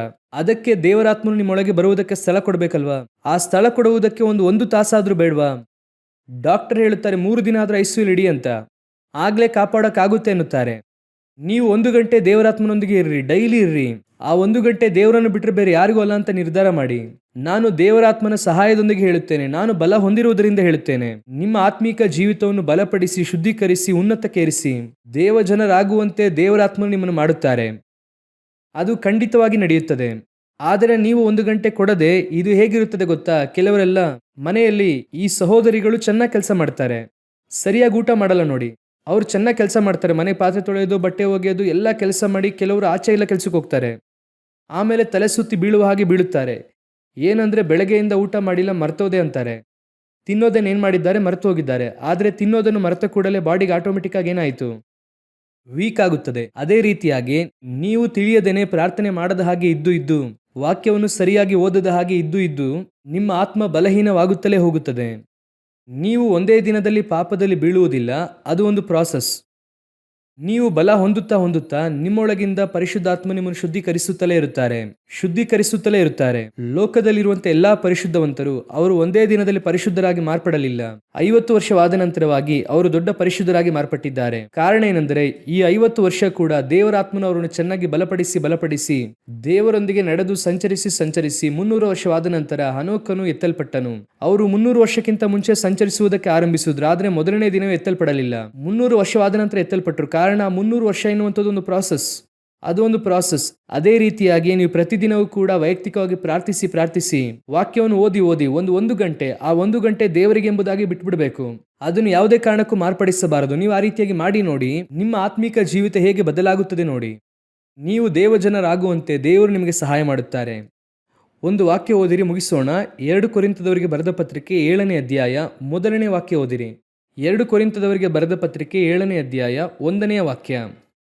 ಪ್ರಿಯರೇ, ಈ ವಾಗ್ದಾನಗಳು ನಮಗಿರುವುದರಿಂದ ನಾವು ಶರೀರಾತ್ಮಗಳ ಕಲ್ಮಶಗಳನ್ನು ತೊಲಗಿಸಿ ನಮ್ಮನ್ನು ಶುಚಿ ಮಾಡಿಕೊಂಡು ದೇವರ ಭಯದಿಂದ ಕೂಡಿದವರಾಗಿ ಪವಿತ್ರತ್ವವನ್ನು ಸಿದ್ಧಿಗೆ ತರುವುದಕ್ಕೆ ಪ್ರಯತ್ನಿಸೋಣ.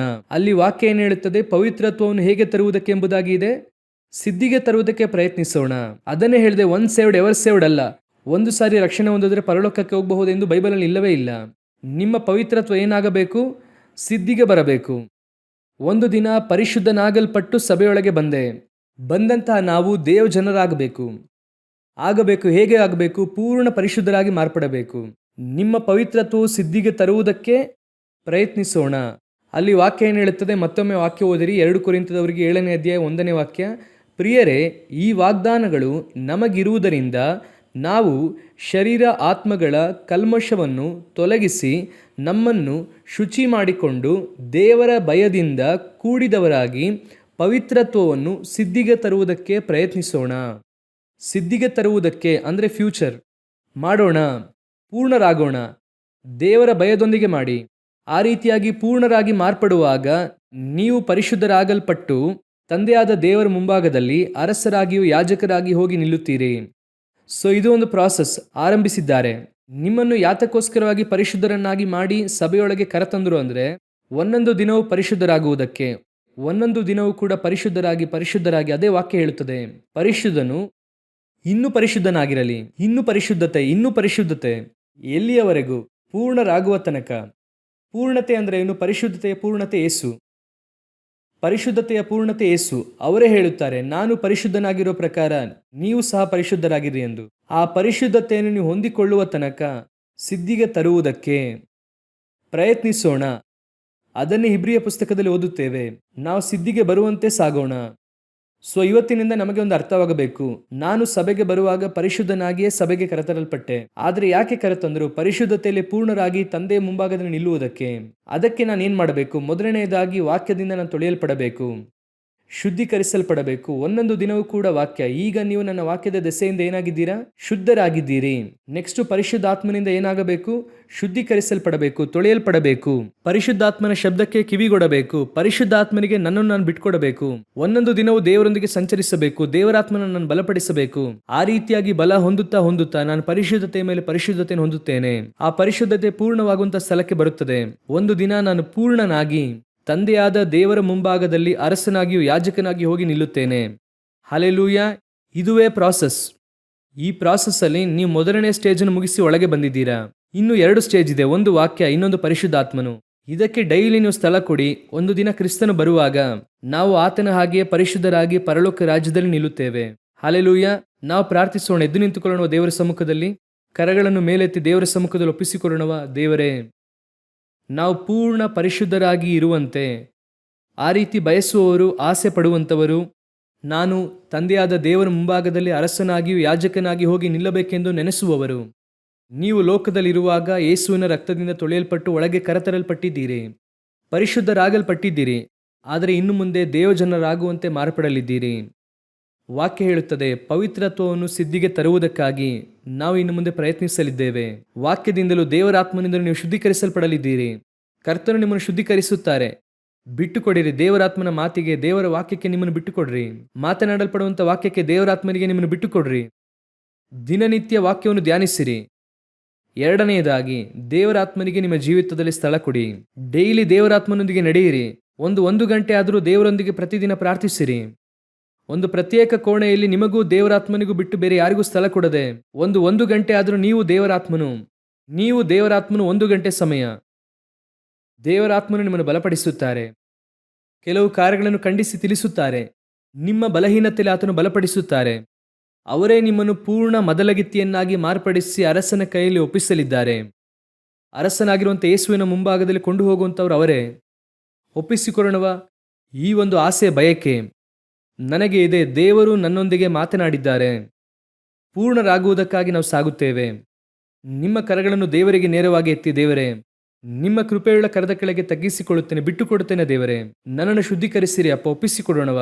ಒಳ್ಳೆಯ ತಂದೆಯೇ, ಸರ್ವಶಕ್ತನಾದ ನಮ್ಮ ದೇವರೇ, ಕರ್ತನೆ, ನಿಮ್ಮ ರಕ್ತದಿಂದ ತೊಳೆಯಲ್ಪಟ್ಟು ಕರತರಲ್ಪಟ್ಟಂತ ಈ ಪರಿಶುದ್ಧರಾಗಲ್ಪಟ್ಟವರಿಗೆ, ಕರ್ತನೆ, ಇನ್ನೂ ಪರಿಶುದ್ಧರಾಗುವುದರ ಕುರಿತು, ಹೇಗೆ ಪರಿಶುದ್ಧರಾಗಬೇಕು ಎನ್ನುವುದರ ಕುರಿತು, ವಾಕ್ಯದಿಂದಲೂ ಆತ್ಮದಿಂದಲೂ ಶುದ್ಧೀಕರಿಸಲ್ಪಡುವುದರ ಕುರಿತಾಗಿ, ವಾಕ್ಯದಿಂದಲೂ ಜಲದಿಂದಲೂ ಮುಳುಗುವುದರ ಕುರಿತಾಗಿ ದೇವರಾತ್ಮನು ತಿಳಿಸಿಕೊಟ್ಟಂತ ಕೃಪೆಗಾಗಿ ಸ್ತೋತ್ರ. ಈ ವಾಕ್ಯವು 100ಕ್ಕೆ 100ರಷ್ಟು ಫಲ ಕೊಡಲಿ ಅಪ್ಪ. 100ಕ್ಕೆ 100ರಷ್ಟು ಫಲ ಕೊಡಲಿ ಅಪ್ಪ. ಈ ವಾಕ್ಯವನ್ನು ಸೈತಾನನು ಕದ್ದುಕೊಳ್ಳದ ಹಾಗೆ ಕರ್ತನೆ ಬೇಲಿ ಹಾಕಿ ಕಾದುಕೊಳ್ಳಿರಿ. ಮಹಿಮೆಯುಳ್ಳ ಕರದ ಕೆಳಗೆ ಒಪ್ಪಿಸಿಕೊಡುತ್ತೇವೆ ನಮ್ಮ ದೇವರಾದ ಯೇಸುವಿನ ನಾಮದಲ್ಲಿ ತಂದೆಯೇ, ಆಮೇನ್.